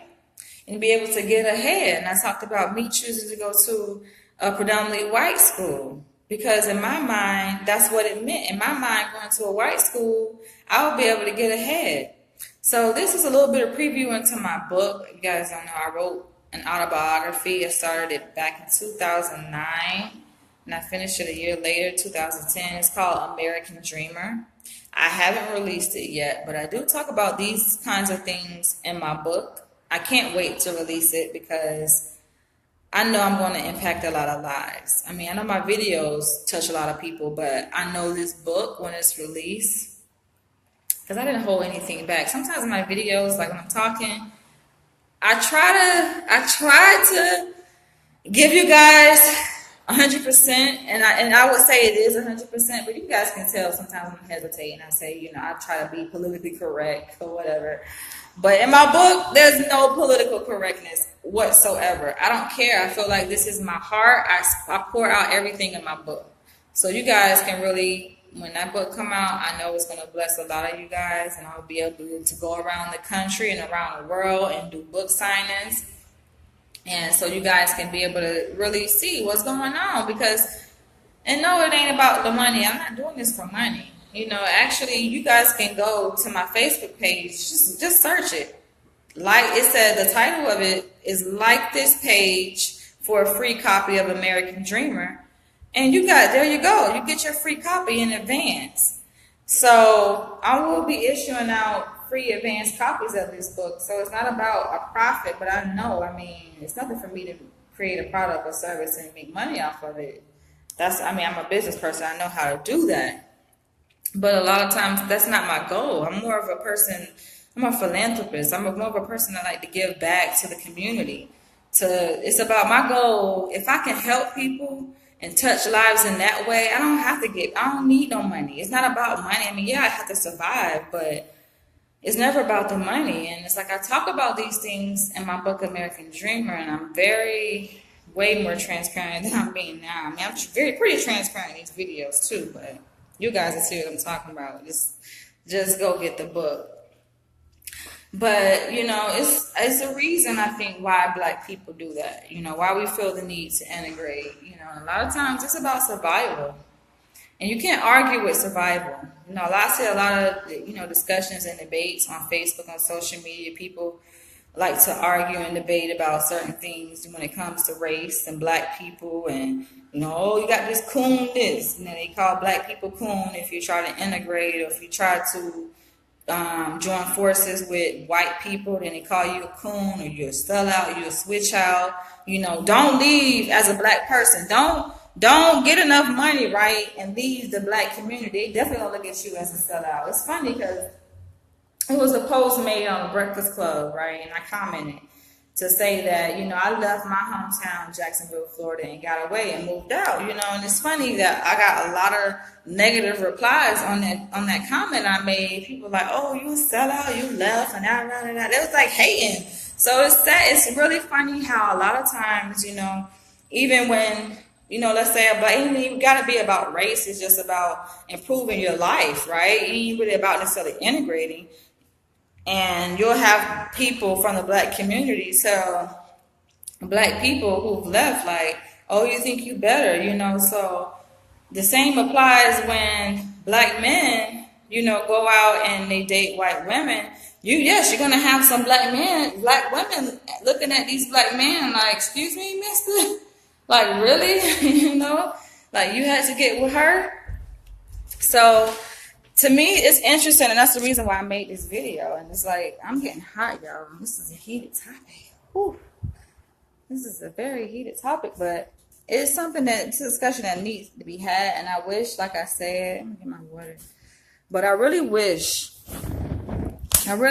that I can see if you guys commented or not. They say yesterday it was like 110 degrees in LA. It is hot, y'all. Yes, it is really hot out here. But I'm getting close to wrapping this video up. I kind of said much of what I wanted to say in the video. But I do have a few more things to add with respect to this topic. That black men make black women baby mamas. And I sympathize for a lot of black women who are, baby mamas. And, I'm pretty sure as little girls, they grew up and they had a dream of getting married. What girl didn't? A lot of women like to fake the funk, man. They be like, oh, I don't need a man. I don't need it. Like, come on. We women, y'all. Let's be real. Okay. Not every woman needs a man. Not every woman, womb was created to bear children. Let's say that. A lot of women say, oh, well, not every woman can bear a child. Not every woman. Okay, y'all. So y'all make the ones who feel like, okay, there's an exception to the rule. Make y'all feel better. I will validate what you guys say. You're right. Not every woman. But we're not talking about the minority. We're talking about a good number of women. A significant number of African American women who are baby mamas. Some of them are okay with it. They like, okay, that's fine. I'm a baby mama. My kids taken care of. I'm good. I don't need to be married, to a black man or a man, period. They're okay. Some of them are going to die, without being married, And I just think it is kind of sad because I grew up. Before I got to college, I went to an all-black elementary school, middle school, and high school. I went to white middle schools and high schools too, because my education growing up I went to a lot of schools. But yeah, I had the experience of going to an all-black elementary school, all-black middle school, and all-black high school. And so I know, like I've been around it. People say, how do you know this? I know this because I have eyes, I have ears, I can observe. And I've observed, here's story. Come on, I have friends growing up. We as little black girls, let's just keep it real. What black girl didn't imagine, who your husband was going to be, what his last name was going to be, and, what you're going to call your kids and stuff like that. That's like every girl's dream, A lot of black girls imagine themselves married, and then as you grow older, I know no black woman could have ever imagined, or some of them anyway, I'm sure, that would happen, that they would be single, that they would have to raise kids by themselves. And then not only that, but if you're educated now. You followed the path that they told you to do. You went to school, you got a degree, you got a good paying job, and your ass still don't have a husband. It's like a lot of black women probably never imagined, but especially having to raise a kid by yourself. I'm sure a lot of black women probably never could have thought that they would have to do that. that would be a burden they will have to bear. And I just think it's unfortunate for kids to have to grow up with only one parent when you have two parents that are alive, but you only get to grow up with one or be raised by one. And it's just like, where is the black father? And why doesn't the black father understand his importance in the household? And not only to his child, but why doesn't a black father understand his importance to the black woman? Do you not understand how important you are to a black woman? I mean, yeah, you got black women, this is anger, it's feelings, it's negative emotions, or black women may get in their feelings sometimes, and they be like, fuck you, nigga, I don't give a fuck, I can raise my kids by my, that's anger, they mad, don't you hear the words, black man? Don't you hear the pain and agony in those words when a woman says, fuck you, she don't need you? She doesn't mean it. She needs you. She needs you. Her kids need you. She needs you. I cannot say it enough. She needs you. Don't you hear the pain and agony? But somehow, I guess your ego, or what is it, allow you to miss what she's really saying?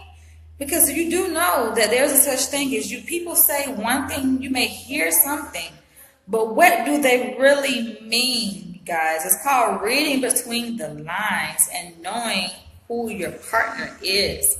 I don't understand how people can sleep and lay down with somebody, and you may know their body physically, but do you know them? Do you know her as a person? Do you know what she means when she says, we don't need you? When she tells you, me and my kids don't need you. Do you know what that means? That's reverse psychology, man. She's using reverse psychology on you guys to see if you are going to be wise enough to decipher her words, to understand that when she tells you she doesn't need you, what she's really saying is, I cannot live without you. That's what she's saying. And then you have black men take that language, they take those words and they run away. And they say, fuck you, bitch. I don't need you either.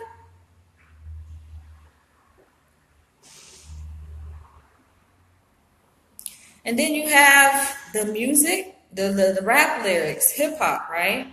Because it reinforces our culture, And in the lyrics, what do the rap artists say? The ones that all the young kids look up to, right? Because they're role models. They're role models because they have all the money. And these rappers, they say the same thing. Bitch, you ain't shit. I don't need you. Fuck you. They say these things. They reinforce the same messages. What these black couples are experiencing when they go through these tough times. And black couples are not immune to going through tough times. All couples go through tough times, But, when you're poor and you're struggling and you got dealing with racism and discrimination, you got a whole other layer of issues, of problems that you're going through. It's already difficult enough. You got two different people coming together. I'm talking about two black people when they come together. You're still different. You're a male and a female, two different people, sometimes from two different parts of the world, the country, coming together, trying to make this thing work. So yeah, it's going to be some conflict. And then you got the whole pressure of all these other societal pressures added on. On top of that, it's going to be even more hectic. And, sorry, y'all. And then on top of that, you have sex as couples do in love, and you bring a baby into the picture. Now you got a baby. You know how stressful. I'm sorry, I keep pulling the wrong thing. But do you know how stressful it is? When you have a baby. I don't have kids, but it's stressful. I know. My sister has kids. I have nieces and nephews. I know, trust me, I know. You guys who got kids, I know it's not the same because, like I always say, you get to give them back, so it's not the same. But hell, I know when you babysitting, you see that experience of raising kids and stuff like that, taking care of kids. Trust me, I know. Yes, it's a lot of work. It's a lot of work. I babysat like 4 kids at a time. It's a lot of work. I love kids. I actually want to work with kids. You guys see all that stuff in the background. I'm in the process of moving. So that's why my place is like this. Because I am in the process of moving out into a better place. But that's besides the point. But yeah, it's like I can speak about these things, yes, because trust me, I know. And I empathize. And I know a lot of black women, we are just taught to be so strong. Sometimes our greatest strength is our greatest weakness.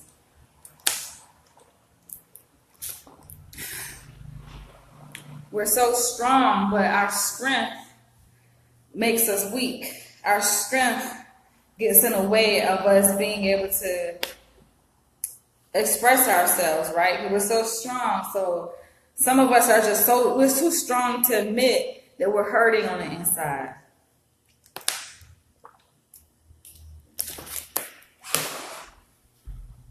It made me feel like I'm back in Florida, man. I remember back in the day, remember it used to be hot as fuck?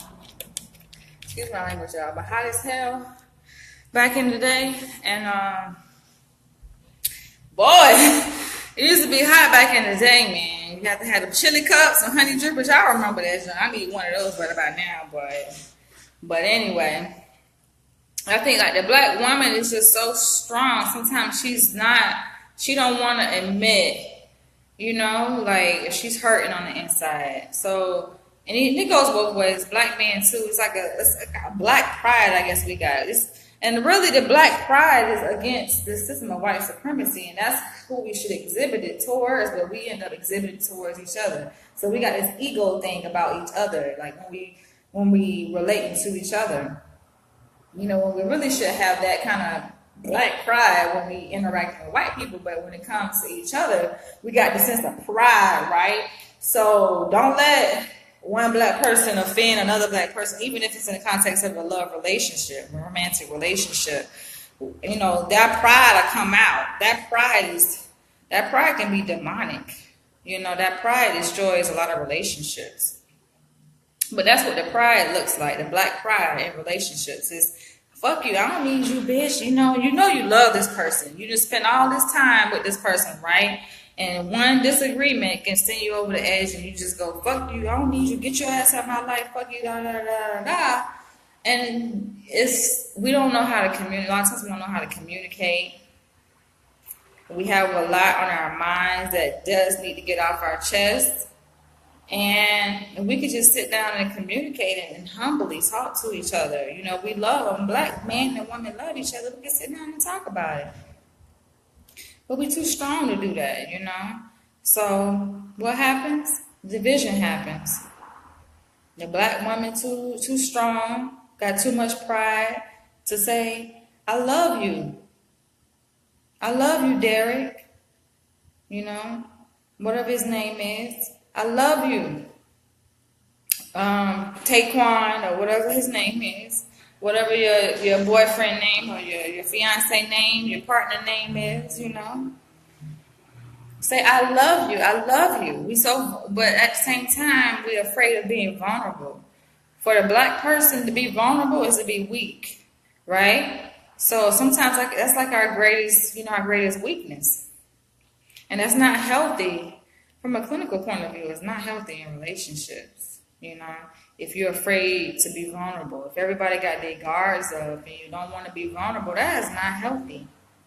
But that's how a lot of times we carry on, right? Don't want to let your guard down even around your partner, So they do something or say something that offend you. Instead of you saying, I was offended by that, just express it respectfully. Like, fuck you, and it's this whole thing. We make it into something else. You escalate situations a lot of times. And then what do you got? You got little Tay-Tay ain't got no daddy now because, mama then blew up and told him to get out. So fuck him, Now she got to raise a kid by himself. And a man, what a man, it don't matter if he white or black, I know, but a lot of times, especially with black men, your masculinity, your manhood is black men will die for their manhood a lot of times. That's why you see a lot of black on black crime because they feel disrespected by another black brother or whatever. And they'll die for it. They'll go get the guns. You have an altercation with a black person out in the street, say something wrong, they're gonna go back and get them guns. It's like it's all about that respect thing, that respect factor, right? And so it's just we don't want to be disrespected. And so we'll rather walk with our pride and have to struggle to the death of us, than to say, you know what, I'm sorry. I hurt your feelings. I'm sorry, I want us to be together. And for a black man to hear those words come from a black woman, fuck you, nigga, you ain't shit, I don't need you. You know what that does to his self-esteem? You know what that does to his pride, to his ego? It crumbles it up. It's like acid. You pour acid on a battery and look what it does. It just eats away at it. That's what a black woman's words does to a black man's spirit. It can destroy a black man, And a lot of black women, I think they're sadists. You guys know I studied BDSM, which stands for bondage, discipline, sadomasochism. But I think a lot of black women are sadists. It's like they get off on putting a black man down or seeing a black man weak because they themselves, black people, we've been oppressed. We've been under the struggle a lot. So I won't say this black woman, black man. A lot of times it's just both. We do this to each other because, you're feeling inferior, you're feeling weak. So how do you gain power? When you feel weak, how do you gain power?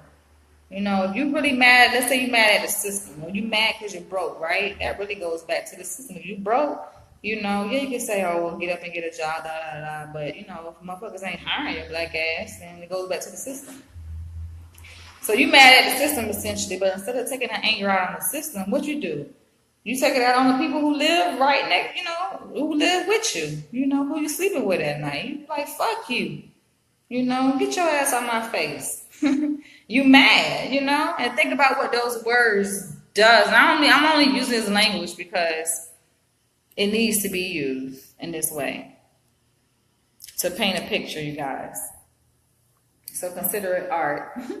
Consider it purposeful, artful expression, these words and expressions that I'm using or whatever, just so that you guys can understand the point. And it's all in quotations. It's all paraphrasing. I'm only paraphrasing what is typically said in relationships, You guys can comment below and tell me some of the hurtful things black people say to each other. Go ahead. Take a few minutes, take a few seconds, and share your thoughts below. Some of the hurtful, damaging things that black people, black women, black men have said to each other in relationships, and especially in front of the children. And so we're coming back around to the topic of this discussion and the question, why do black men make black baby mamas and marry white women?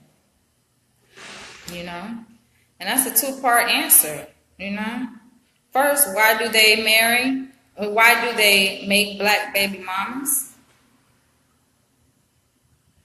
They say it takes two, right? It takes two for a relationship to go bad, right? So it's not that, I guess, black men don't have an interest in black women, because apparently they do. How you make a baby with somebody you're not interested in. So they interested in black women. The question is, do they really love them? Do black men really love black women? Or do they, I don't know, do they just want to make them baby mamas? Because it seems to me that, if a black man loves a black woman, then wouldn't he know how to treat her? But I guess it would take knowing how to love yourself to love somebody else.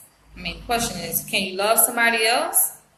If you don't love yourself, the black man doesn't have respect for himself, right? Can he love the black woman? Can he appreciate her for what she is and who she is and what she brings to the table? Her being different? Can a black man love a black woman in the context of this system that tells him she is worth nothing? Can he love a black woman in the face of white supremacy? That's the question. We know, black people, we can fall in love all day, every day. It's nothing. Because we are some beautiful creatures, We are beautiful. We're very soulful. It's beautiful.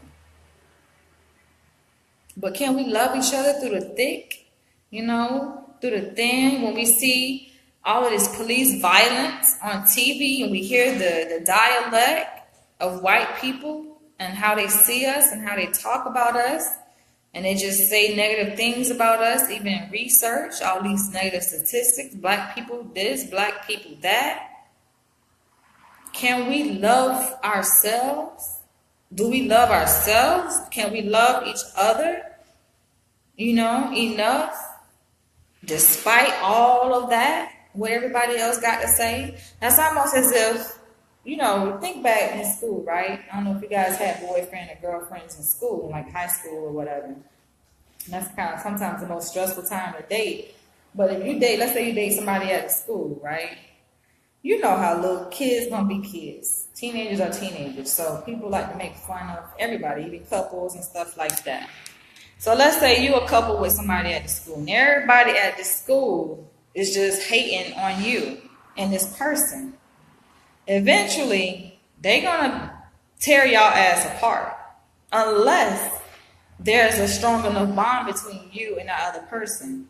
But it can come to a point where if you get picked on enough in school, you with somebody else or whatever, some people are picking on you, like, talking about your boyfriend or whatever. And like, oh, you see what kind of shoes he wear? That nigga, he this and that. Or he, just talking, saying negative things about him or whatever, right? Or vice versa, same thing. People talking about your girl and saying, she this, she that. She ain't nothing. Oh, you date her? Eventually, your behind gonna break up with her, right? Because it's just too much pressure. It's too much. So let's use that same lens to look at a black couple in the context of the system, white supremacy. Where white supremacy, this context, is the school. Where you got all these students, making jokes and picking at you, saying all these negative things. And everywhere you turn, even in the school newspaper, you see jokes being made and stuff like that. You can't get away from it. The pep rallies, people making jokes and stuff and saying stuff. Everywhere you go, everywhere you turn, it's like, dang, you can't even be with this person because people are hating, right? It's like the same thing in real life sometimes for black couples, Can you be a black couple walking down the street and be happy and be confident in your blackness, in your black love, that you're with a black man or you're with a black woman and don't feel like, oh, you settle for less. Or you feel like, oh, something's better out there. I can go get something better. Maybe I can get me a Latino woman, or get me a Italian woman, I can find something better. So you question yourself and ask yourself, is this black woman worth my time? Or should I go and consider what else is out there and see? Maybe I can find something better. Is your love strong enough to withstand all of that? Because we know, we like to keep it real. We know, just look at the images. If you study the images, study the media. Look at the images in the media. Whether it's the newspaper, whether it's magazines, whether it's television, commercials, movies, billboards, everywhere. What are the images that we see? What do they promote? What is beauty in America? Is this beauty? My naps? I see it as beauty, but I'm talking about from the social context, through the social context of the dominant culture Is this beautiful to black men? I don't know. I'm just hypothetically speaking. Is this beautiful? Is this image beautiful? Is the image of a dark skinned black woman beautiful? Or what does a black man see when he look at a black woman?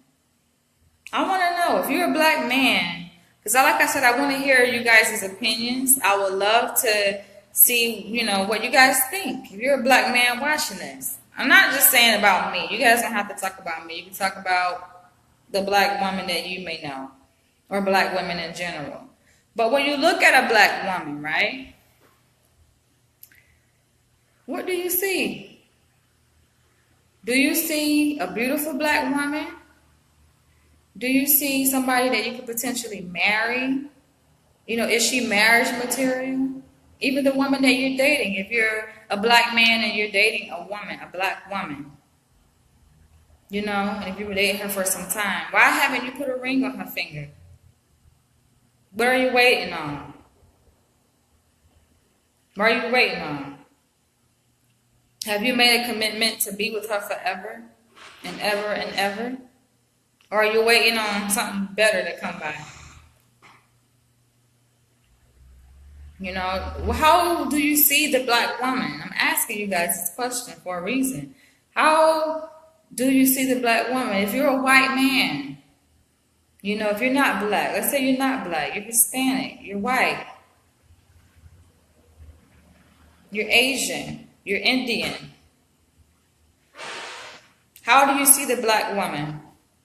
But you could be honest, Do you see her as ratchet? Do you see her as loud, angry? Do you see her as confrontational? Because these are all terms that people have thrown out there about black women, how they see black women. Is this how you see her? Is this how you see black women? I'm wondering. Black woman, how do you see the black man? What's your view on the black man? Is he violent? Is he angry? Is he a criminal? Is he bad? How do you see the black man? And if you guys are sticking with me, you guys are still watching this video, after you have answered those questions, whether you're a black man or a black woman, or white man, white woman, Hispanic, other, what do you think has influenced your belief system? How has your belief been influenced by white supremacy, by media? Or is it true? Maybe it's true. Maybe, if you see the black woman a certain kind of way, maybe it's true. Maybe it's because, it's not that the media, told you to look at the black woman like that. Maybe you see her like that because of the black women you've been exposed to. So that's what you know to be true, right? Based on your observation. Your observation isn't a lie. I mean, that's what you observe. That's what you observe, right? So I'm just curious to see, because that goes to the first part of this topic of why do black men make black baby mamas? Are they not worthy of getting married? Do black women no longer want to get married? Black women, single women, if you're watching this, let me know.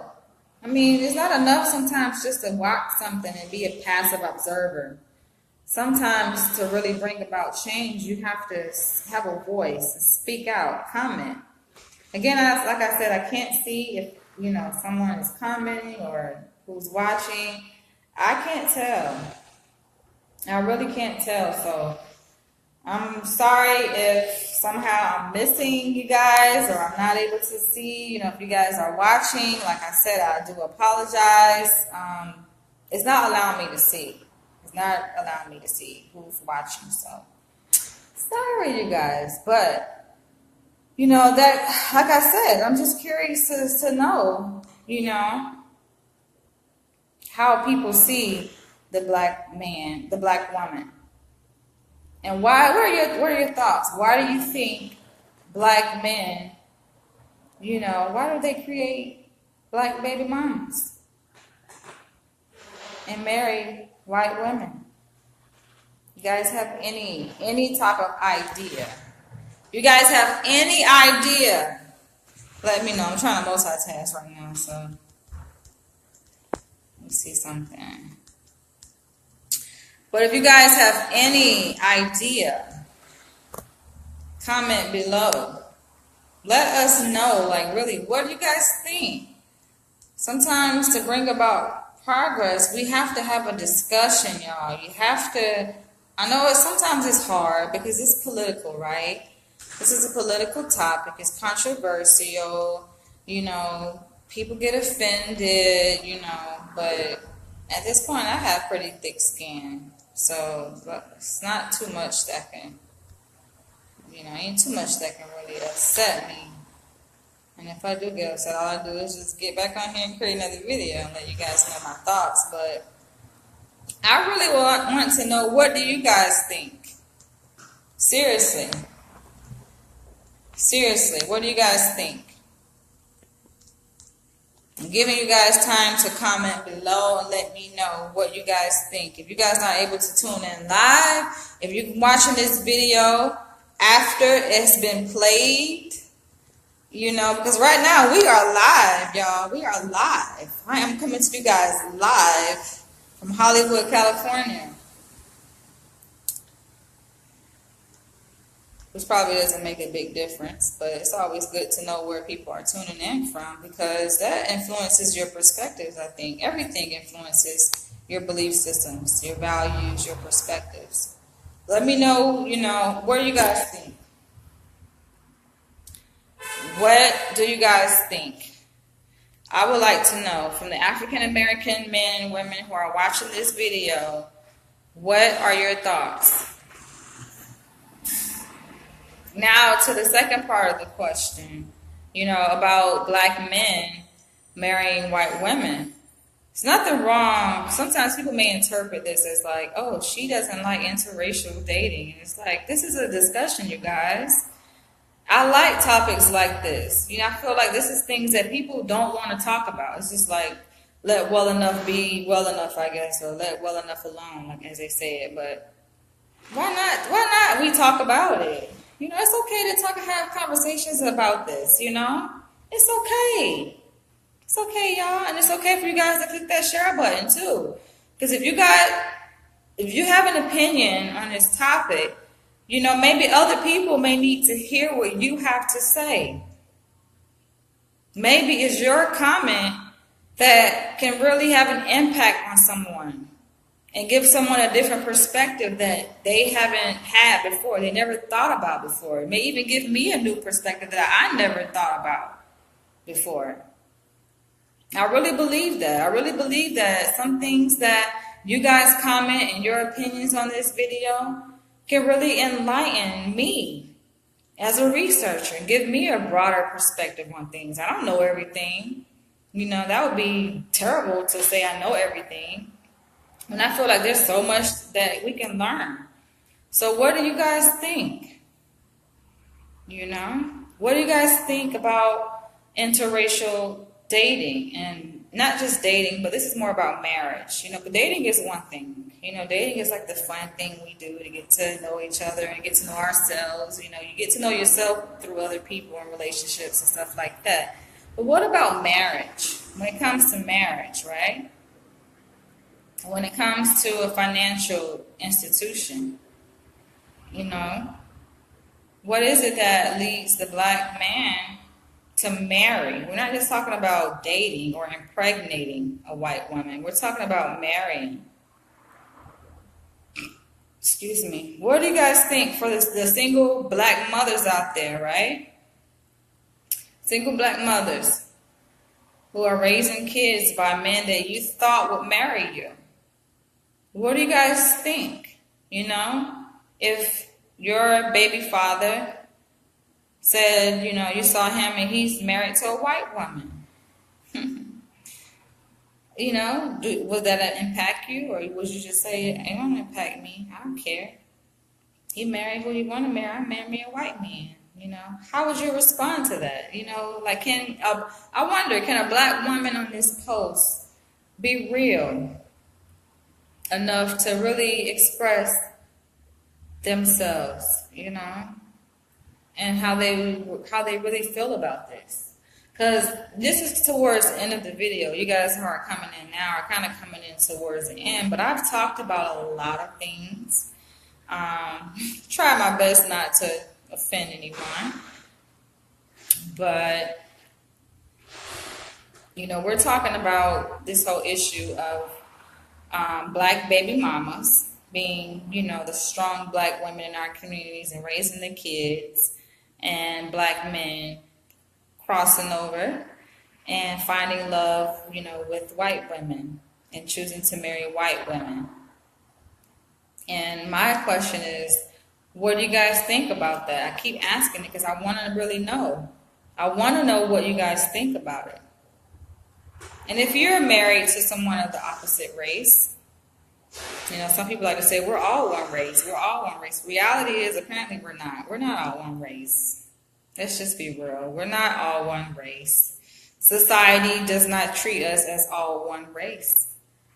We're not.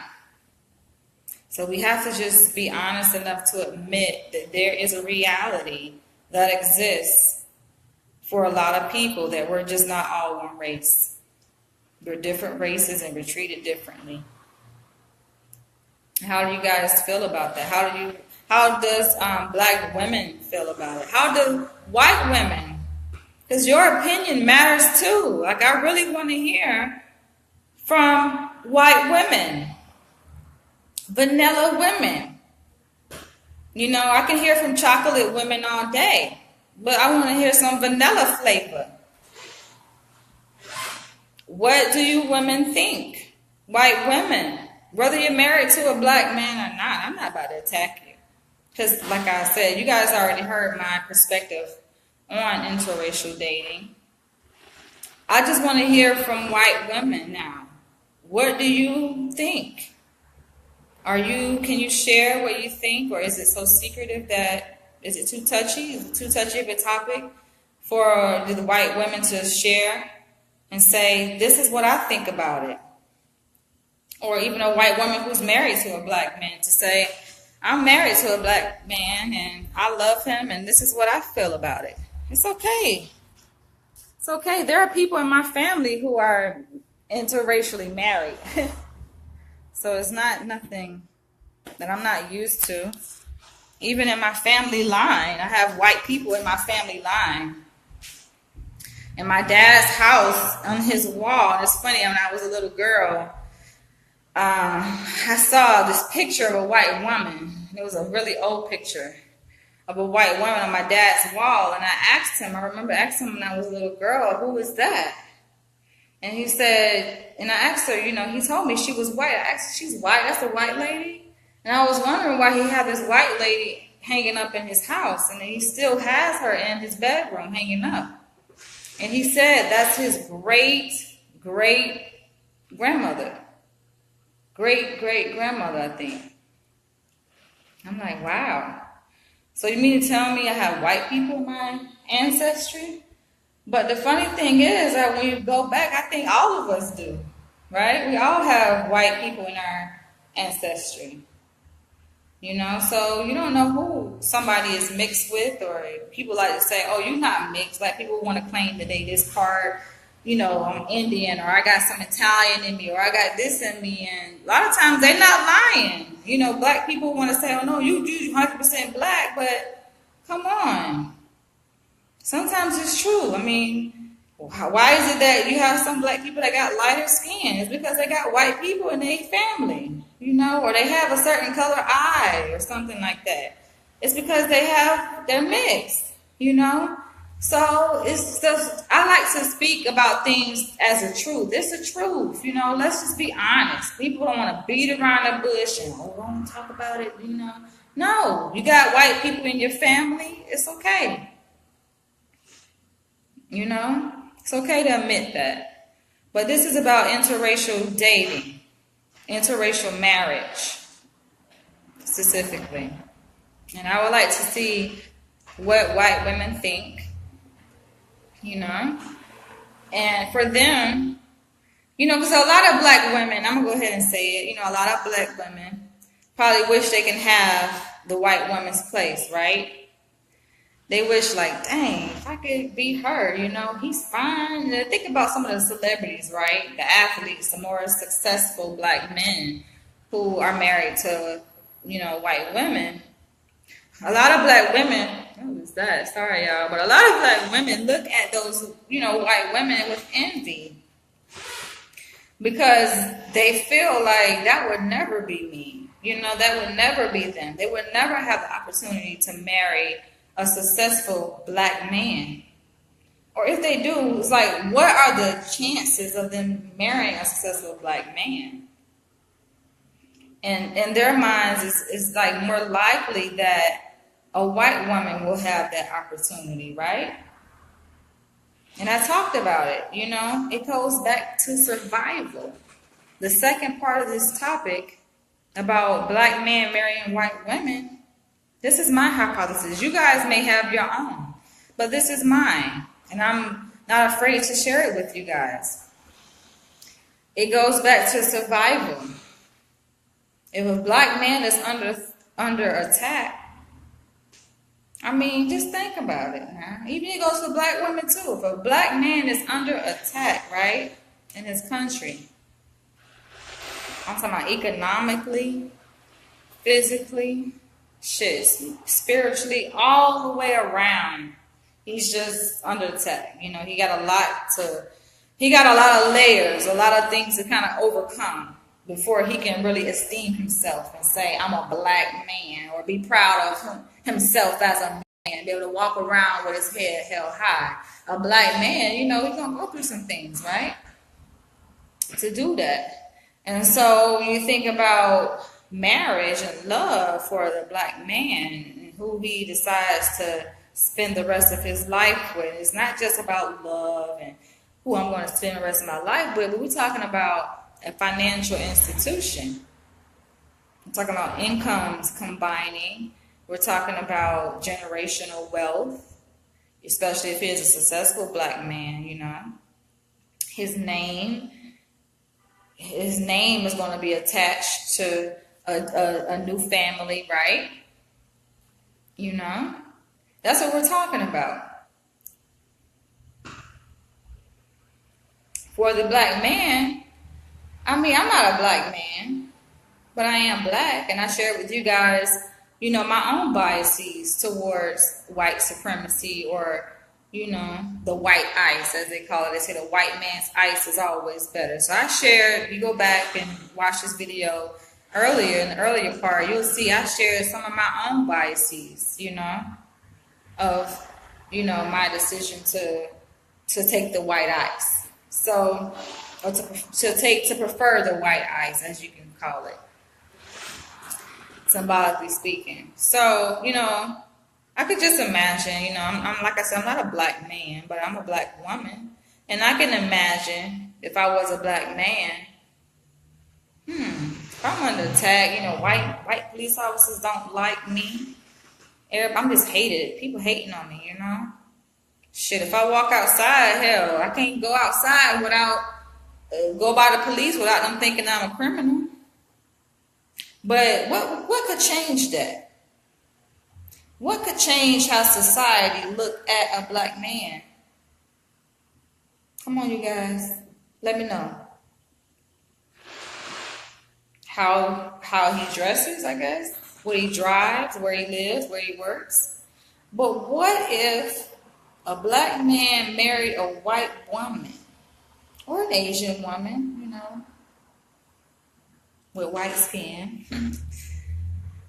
What if he did that? Society, will they look at him a little bit better? I'm talking about, because there's different parts of society, right? You got the black part of society, you got the white people, right?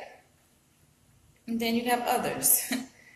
So in the dominant people's eyes, how would they see the black man if is he married to a white woman? Will they esteem him better?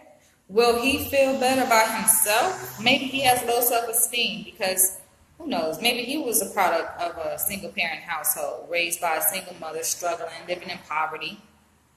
So maybe from a status symbol point of view, because we know status symbols are important to black people. Status symbols are important to people, period.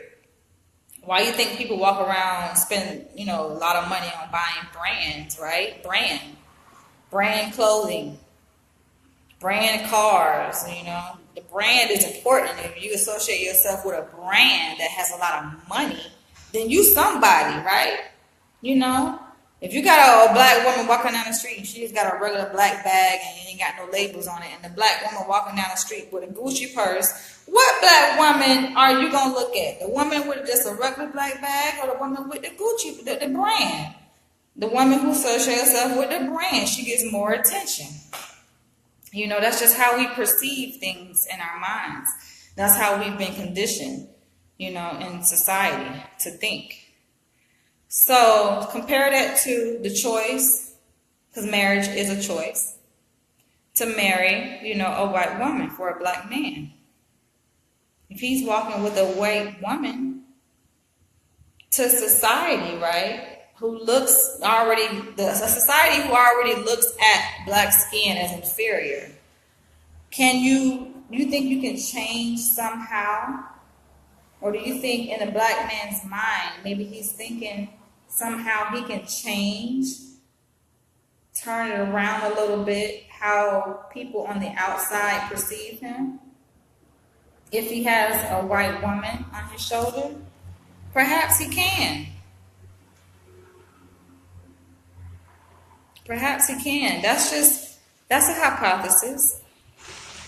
That's a hypothesis. Now, will black men come out and say this? Hell no. Think about it now. Hold on, I'm multitasking, y'all. So sorry.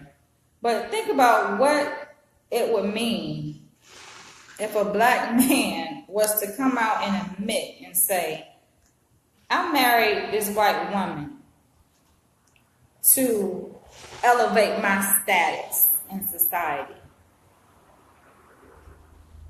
In the words of black people, you know how we have our own language. Black people have our own, sometimes we use our own language.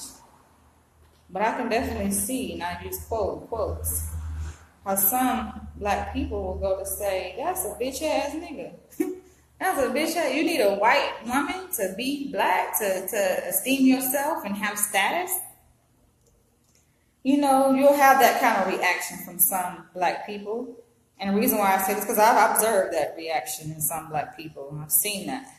Heard, a lot of black men, they call it microaggression, but they use that kind of, sorry guys, I am multitasking. But they throw those kind of microaggressions at each other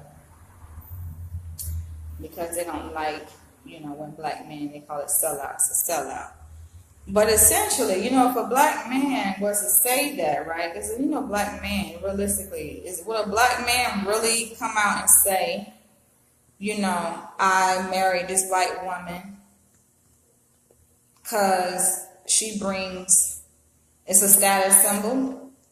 I mean, outside of marriage, because we know marriage itself is a status symbol. Like, if you're married, that means more than being a single person, right? It's like more valuable to our society, perceivably, to society if you're married. Just look at the reaction. Somebody asks you, you single? Yeah, they look at you like, oh, well, like something wrong with you, right? But if you're married, they be like, oh, you get what I'm saying? Like, it's a different reaction. There's psychology behind this stuff, y'all. And this is what I'm very interested in studying because, especially as it relates to race. Because, I'm all about studying implicit racial bias. That's like I'm still multitasking, y'all, but that's my specialty in research, y'all. So you guys tired of hearing about that? Sorry, this is my channel. This is what I am interested in. This is my focus. That's what I'm going to talk about. That's what I'm always going to talk about. That's just what I'm interested in. And I'm going to go ahead and get into it and start trying to multitask. But like I was saying, it's like a black man is not going to admit that, you know?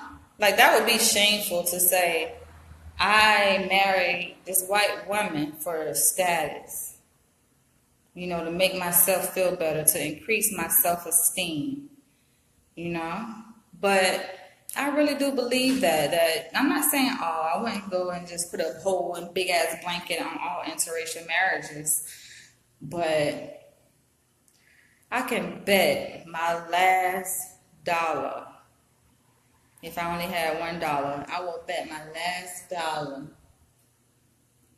that that's the story for a lot of black men, you know?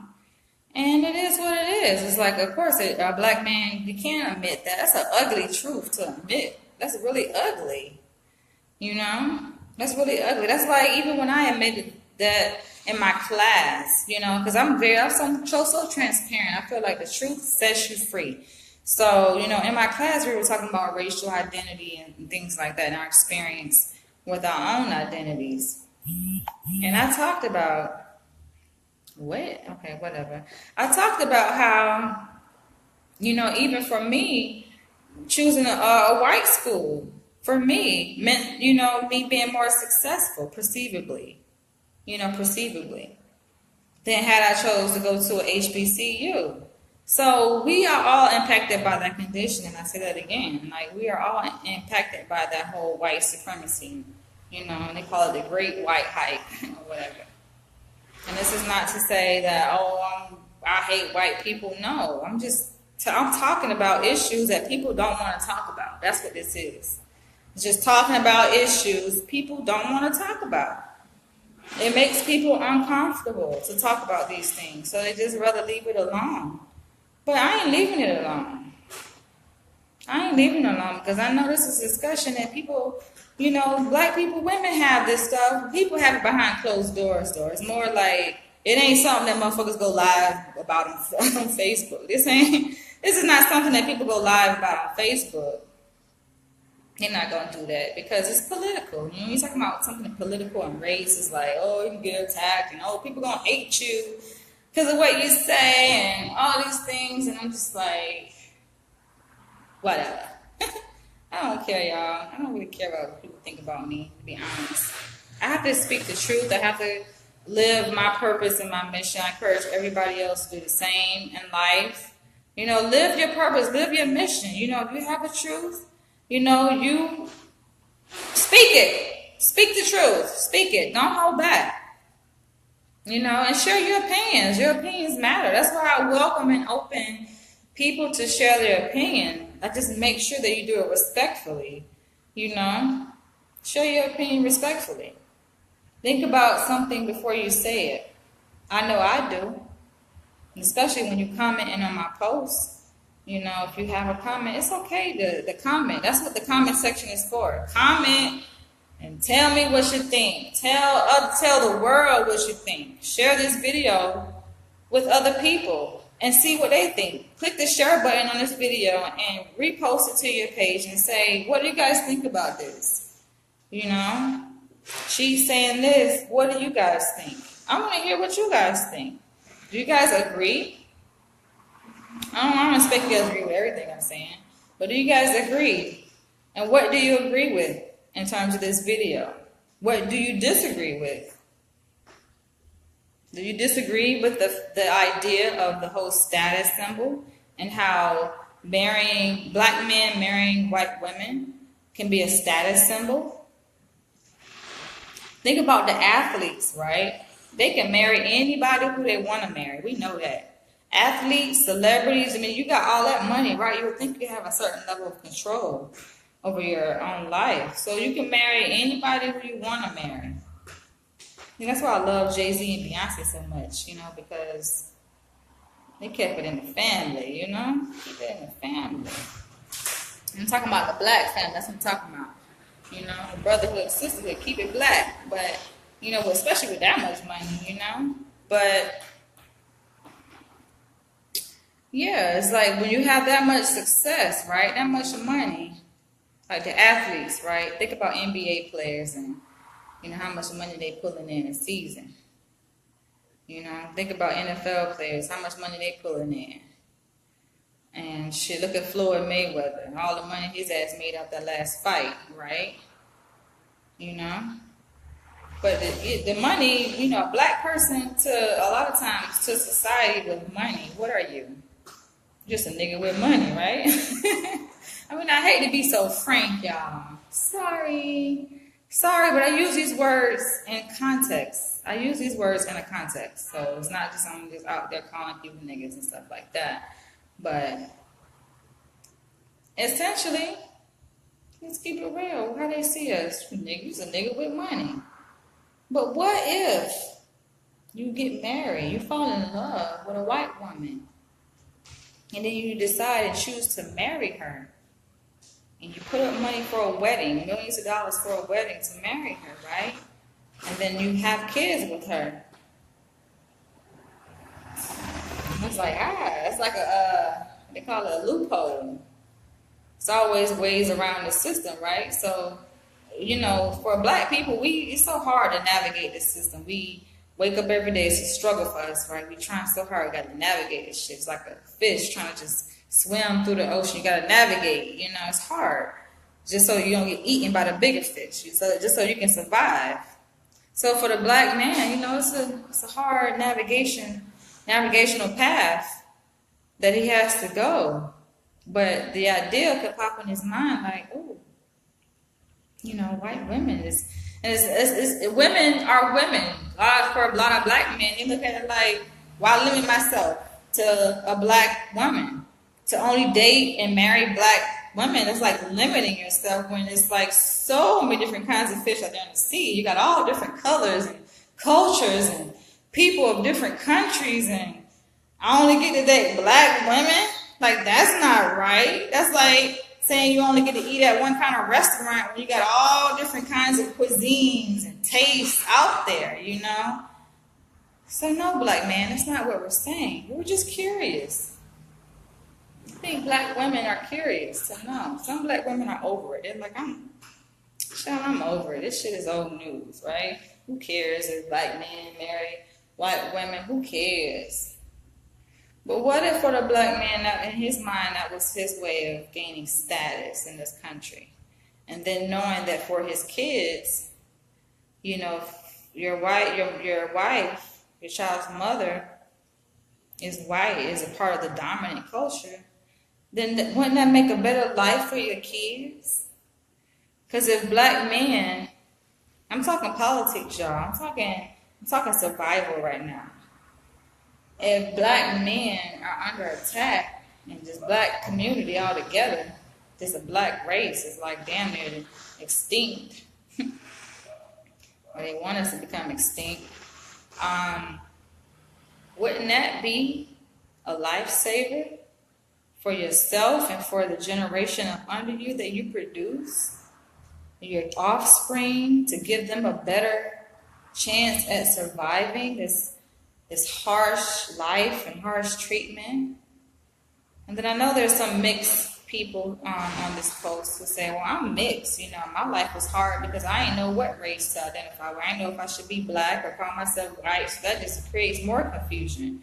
Tell me what you guys think. I'm saying those words because those are statements that I've heard other mixed people say. But I want to know from the source. I want to know from people who are actually mixed, who are watching this video. What's your take on this? What is your take on this?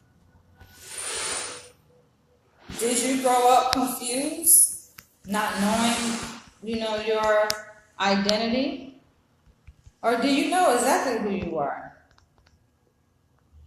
Because for some mixed children, they get confused. But in the mind of an African American man, he may think that's his way out. And not only his way out, but for the next generation. Because who the hell want to produce black offspring that this country and society is just gonna hate and target and kill. Ain't nobody want to produce no black kids. I don't know what the black birth rate is, but it seems to be dropping from my observation.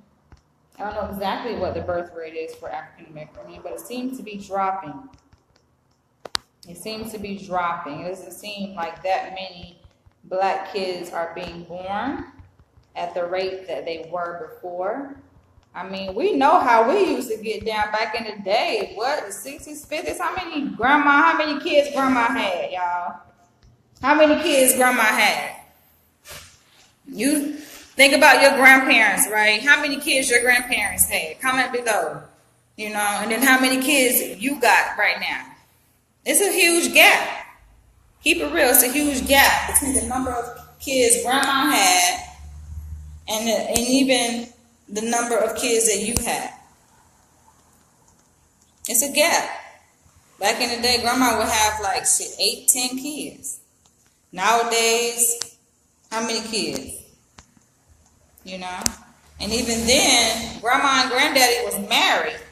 They stayed together, right? And they raised those kids.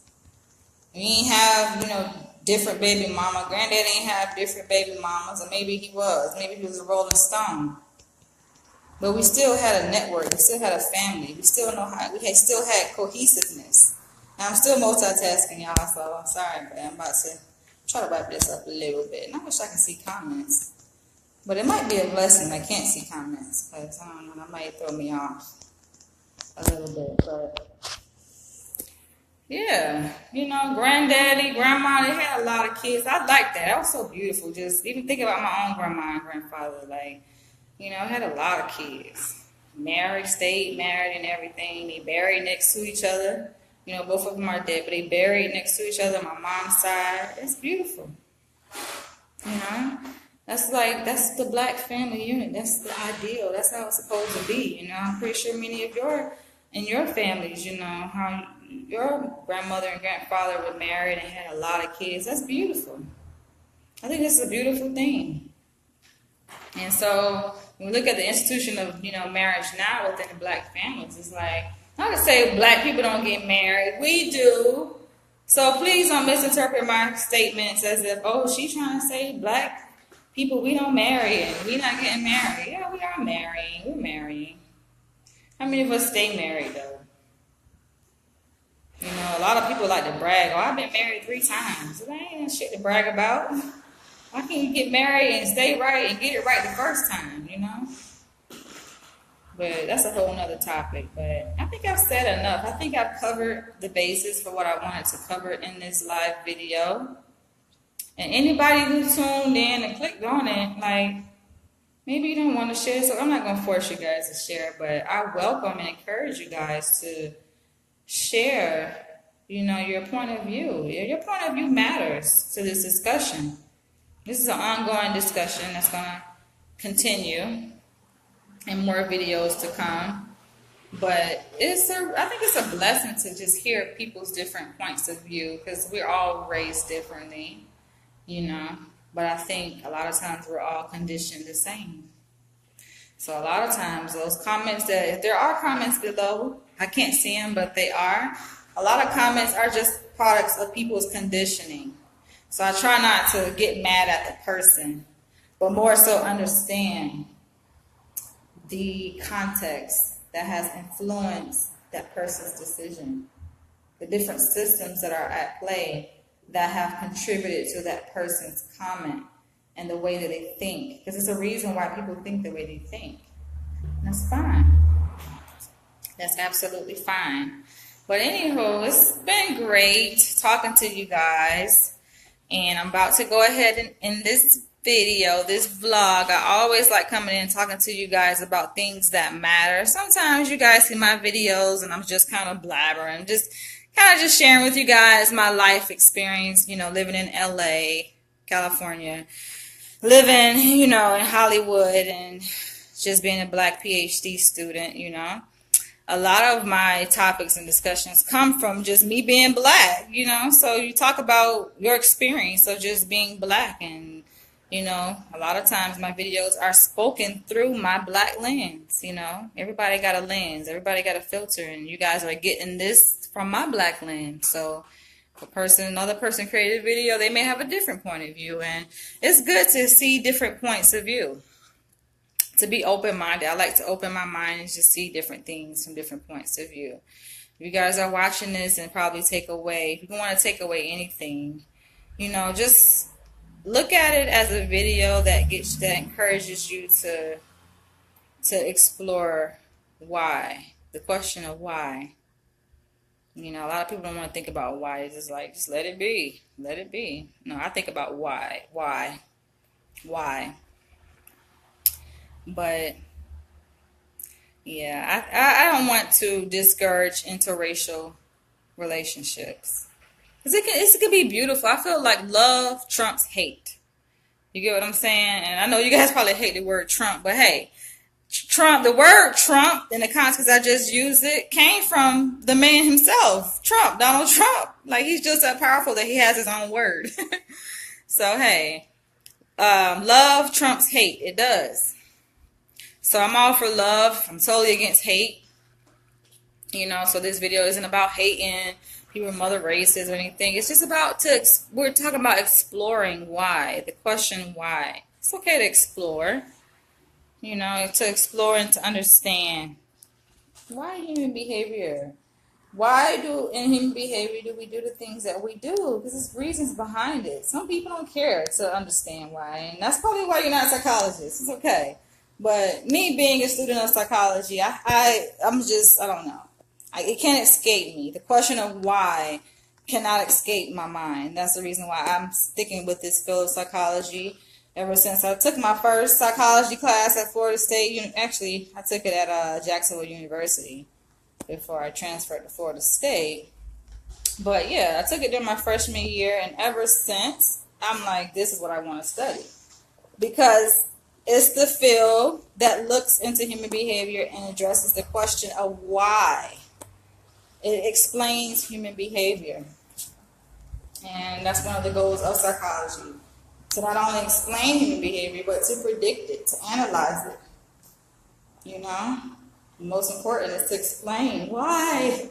It's good to know why. If we know why, then yeah, we can predict it. And not only predict it, but control it. I think that's like another main goal. It's like 4 or 5 goals. It's like intro to psychology stuff here I'm talking about, but yeah, it's like 4 or 5 goals of psychology: to predict, to describe, to explain, and to control. So how many is that? To predict, to describe, to explain, and to control human behavior. That's the goal of psychology. And that's my goal, you know, in my research. Understand why, you know. It's not enough just to do research and to come up with some statistics and see that X number of African American men are marrying white women. But what about the question of why? Okay, we got the stats on the numbers. We got the descriptive statistics on. I'm multitasking, y'all. I'm about to finish. Sorry. But we got the descriptives on what. We know the question of what, but do we know why? So this video, you know, is my attempt to explain why. No, it's not really backed by, I guess you can say, empirical studies, so to speak, because I haven't went out and done an empirical study to talk to African American men. But it is backed by my own observation, which is empirical. Observations, that's how we come up with empirical research. It starts with observation. So while it's not done with experimental studies, I guess you can say, it is backed up with my observations, my knowledge, my experiences, and what I've done. I mean, I've researched a lot of things pertaining to the Black community in terms of Black identity development. There are a lot of theorists who study Black identity development, develop a scale that assesses different stages of Black identity development. So a lot of what I'm talking about kind of stems from that model. You guys can go and look that up. So it's not that I'm just talking from the side of my fucking ass and my ear. This stuff is rooted in things that researchers are questioning, are trying to get to understand. It's helpful to understand why. And it's helpful to hear what you guys have to say too, because your comments, believe it or not, the things that we post on social media and even in the comment section, it informs research. You don't know who's watching the comments. You don't never know who's reading these comments. And you don't know, you guys have no idea who I know, who I'm connected to, and who's watching my videos. A lot of people come to this page, my page, for different reasons and watch my videos. So your comments, I keep saying it, but your comments mean so much to this page. Your comments, your perspectives, and what you think about this topic means so much. And I'm going to go ahead and end this video now because it's getting kind of late in the day and I am getting hungry. But I do thank you guys for tuning in, for watching. I thank you guys for listening to what I have to say and sharing your thoughts and your opinions, your feedback, your experiences, you know, because I know much of what you say comes from personal experience and what you've been exposed to. So it's a beautiful thing. And thank you guys for watching. Like, who's outside my window? All right, well, thank you guys for watching, and I will catch you guys in the next video. Feel free to go to my YouTube channel and subscribe if you guys want to see more of my vlogs, my daily vlogs. That's where you'll find them. And it's at Author D. Leach on YouTube. So thank you guys for watching. Be blessed. Bye-bye.